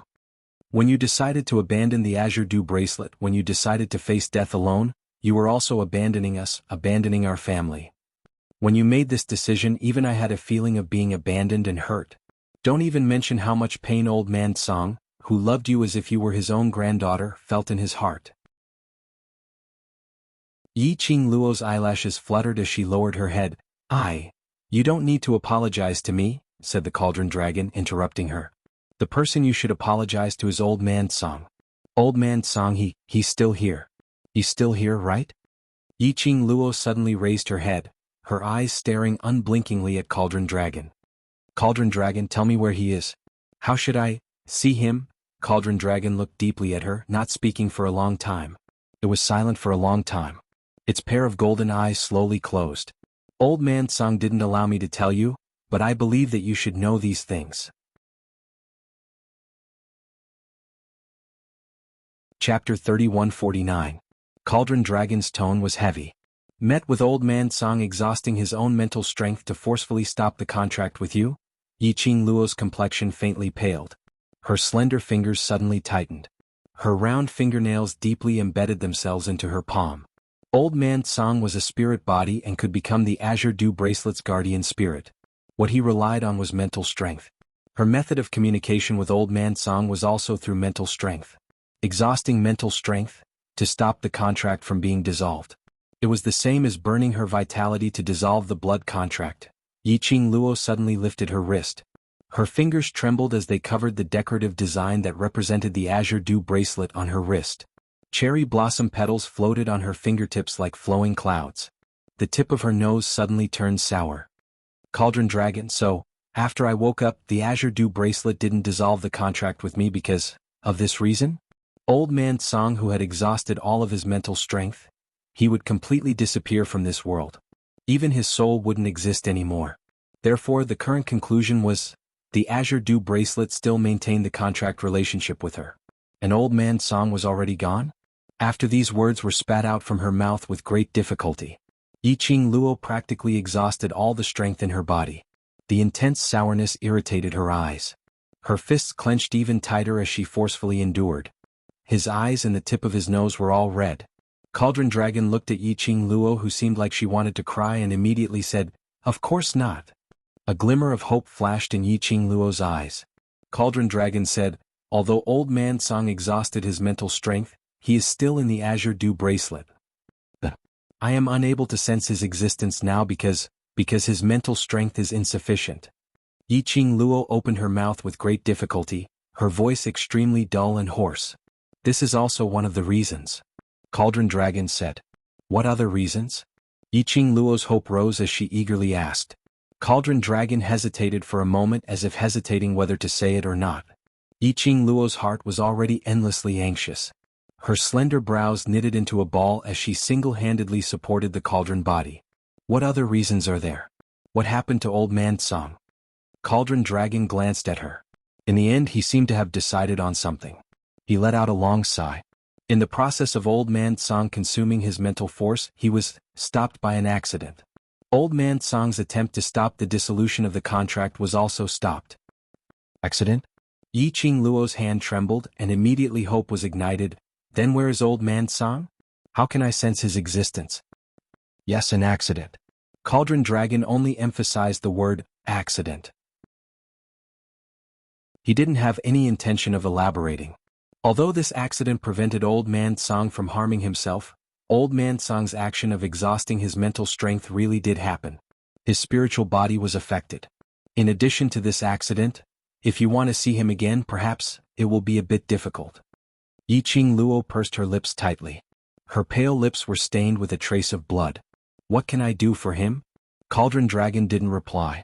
He used his pair of golden eyes to stare at her for a good while before asking in reply, "Master, is it because you want Old Man Song to awaken because you need him to teach you how to freely extract the netherine mental strength, or because you're worried about him?" Yi Qing Luo's slender brows immediately knitted together. Chapter 3150. Light surged within Yi Qing Luo's charming eyes. Her slender fingers were tightly clenched into a fist tightly clenched. Cauldron Dragon's questioning. It was like a ruthless slap on her face. Indeed, Cauldron Dragon didn't doubt her character from the bottom of his heart. But Cauldron Dragon needed to hear her answer personally. This already showed that Cauldron Dragon's trust towards her already had a gap. She didn't blame Cauldron Dragon. If it was her gap would perhaps be even greater than Cauldron Dragon's. After all this time she had indeed gone too far. Especially when she heard that Old Man Song's soul had almost flown away and scattered because of her decision. She became increasingly aware of her own selfishness and excesses. Wholeheartedly she only thought about her own love and Xian. But she had neglected. She couldn't leave Xian and couldn't bear the days without him. Then, those people who cared about her and valued her. How could they leave her? How could they bear the days without her? This was her fault. She indeed deserved the punishment of being distrusted like this. Gradually Yi Qing Luo's delicate body went limp. Her taut muscles and slender fingers were powerlessly hanging at her side. She raised her head again. Her reddened eyes met Cauldron Dragon's golden pupils without blinking. She opened her mouth. "Old Man Song is not only my master, he is also my kin, my family. I want him to return to my side because I need him as a family member." Cauldron Dragon's solemn eyes finally softened a bit. Old Man Song's spirit body is fine. It finally relented. Yi Qing Luo's heart didn't relax because of this. She tightly pursed her lips and asked worriedly, "Spirit body is fine? Then why can't I see him in the Azure Dew bracelet?" Just as she finished asking her question, a voice suddenly rang out. Without waiting for Cauldron Dragon's reply, she anxiously continued to ask, "Spirit body is fine, then is his mental power greatly damaged? Is he in any danger?" Yi Qing Luo continued to ask, "Earlier you said, Old Man Song has awakened? In other words, Old Man Song is currently in a state of deep slumber?" Stop. Cauldron Dragon was somewhat stupefied by Yi Qing Luo's question without even panting. He raised his voice. "Now listen to me." Yi Qing Luo immediately shut her mouth as she fixed her eyes on it. Cauldron Dragon said, "I am unable to say much about Old Man Song's current situation. Right now, he was indeed in a deep slumber. As for when he will wake up, that will depend on his willpower and heaven's will." Willpower? Heaven's will? What does this mean? Yi Qing Luo's heart trembled violently. Although that accident stopped Old Man Song, it also caused a great impact. Cauldron Dragon said vaguely, "You don't need to worry. At present it's hard to say whether this impact is good or bad." Yi Qing Luo knew that Cauldron Dragon didn't want to tell her the details of that day. She did not intend to pursue the matter. However, were the Cauldron Dragon's words just a guess, or were they just lies to make her feel at ease? "Master, no matter how much you think about Old Man Song's situation, it's of no use." Cauldron Dragon saw that Yi Qing Luo didn't speak for a long time, so he continued, "Today Master didn't need to connect with Old Man Song's mental power to enter the Azure Dew bracelet. This is already a very good omen."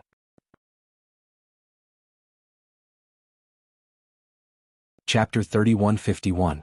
Old Man Song is the Azure Dew bracelet's guardian. Your mental strength is connected to him.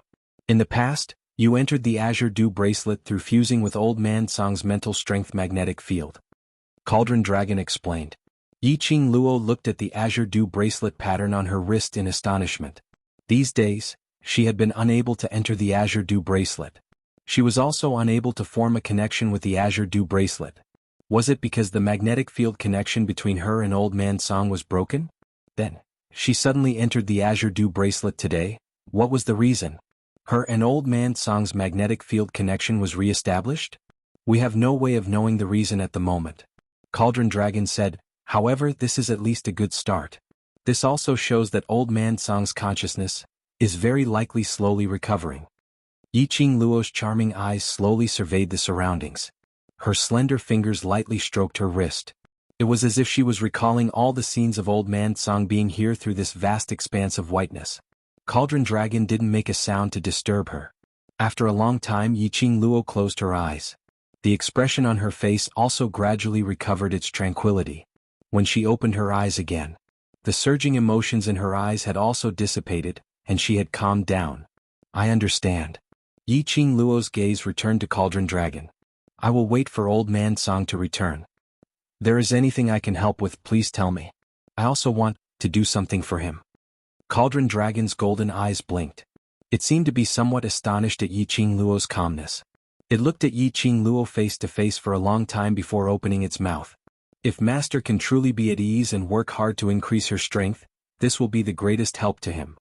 Men, I'll remember. Yiqing Luo nodded. Cauldron Dragon still wanted to say something, but a golden light flashed in the depths of its eyes. In the end, it still didn't say anything. One person and one cauldron sunk into silence. For eyes met.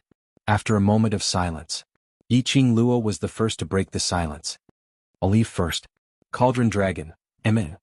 Yiqing Luo turned around and walked a few steps towards the vast expanse of whiteness before pausing. If Old Man Song has any news, no matter if it's good or bad, please tell me. Cauldron Dragon was silent for a moment. All right.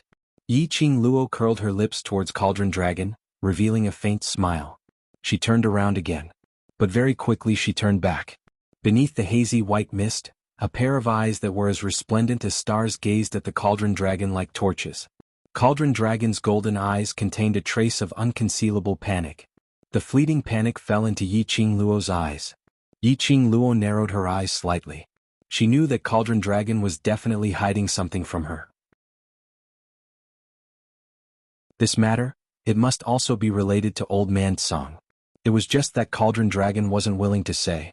Even if she interrogated him, there would be no results. She could only pretend that she didn't sense the Cauldron Dragon's abnormality. Is there anything else? Cauldron Dragon's calm voice resounded. It was also because of his guilty conscience. Cauldron Dragon's voice sounded especially dignified as a member of the Dragon clan. Yiqing Luo's eyes were filled with smiles as her face revealed a gentle smile. She looked at the Cauldron Dragon and said word by word, whether it's Old Man Song Yu or the Purgatory Pagoda, everything within this azure dew bracelet is my home, all of you are my family. Cauldron Dragon's golden pupils suddenly constricted. You're tuning in to the Han Li's Wuxia Chronicles YouTube channel. We're so grateful for your support, and don't forget to subscribe to join us on this incredible journey through captivating stories. Your generosity through donations truly makes a world of difference, as it's the primary source of revenue that allows me to expand and enhance this channel for you. Thank you from the bottom of my heart for being a part of this adventure.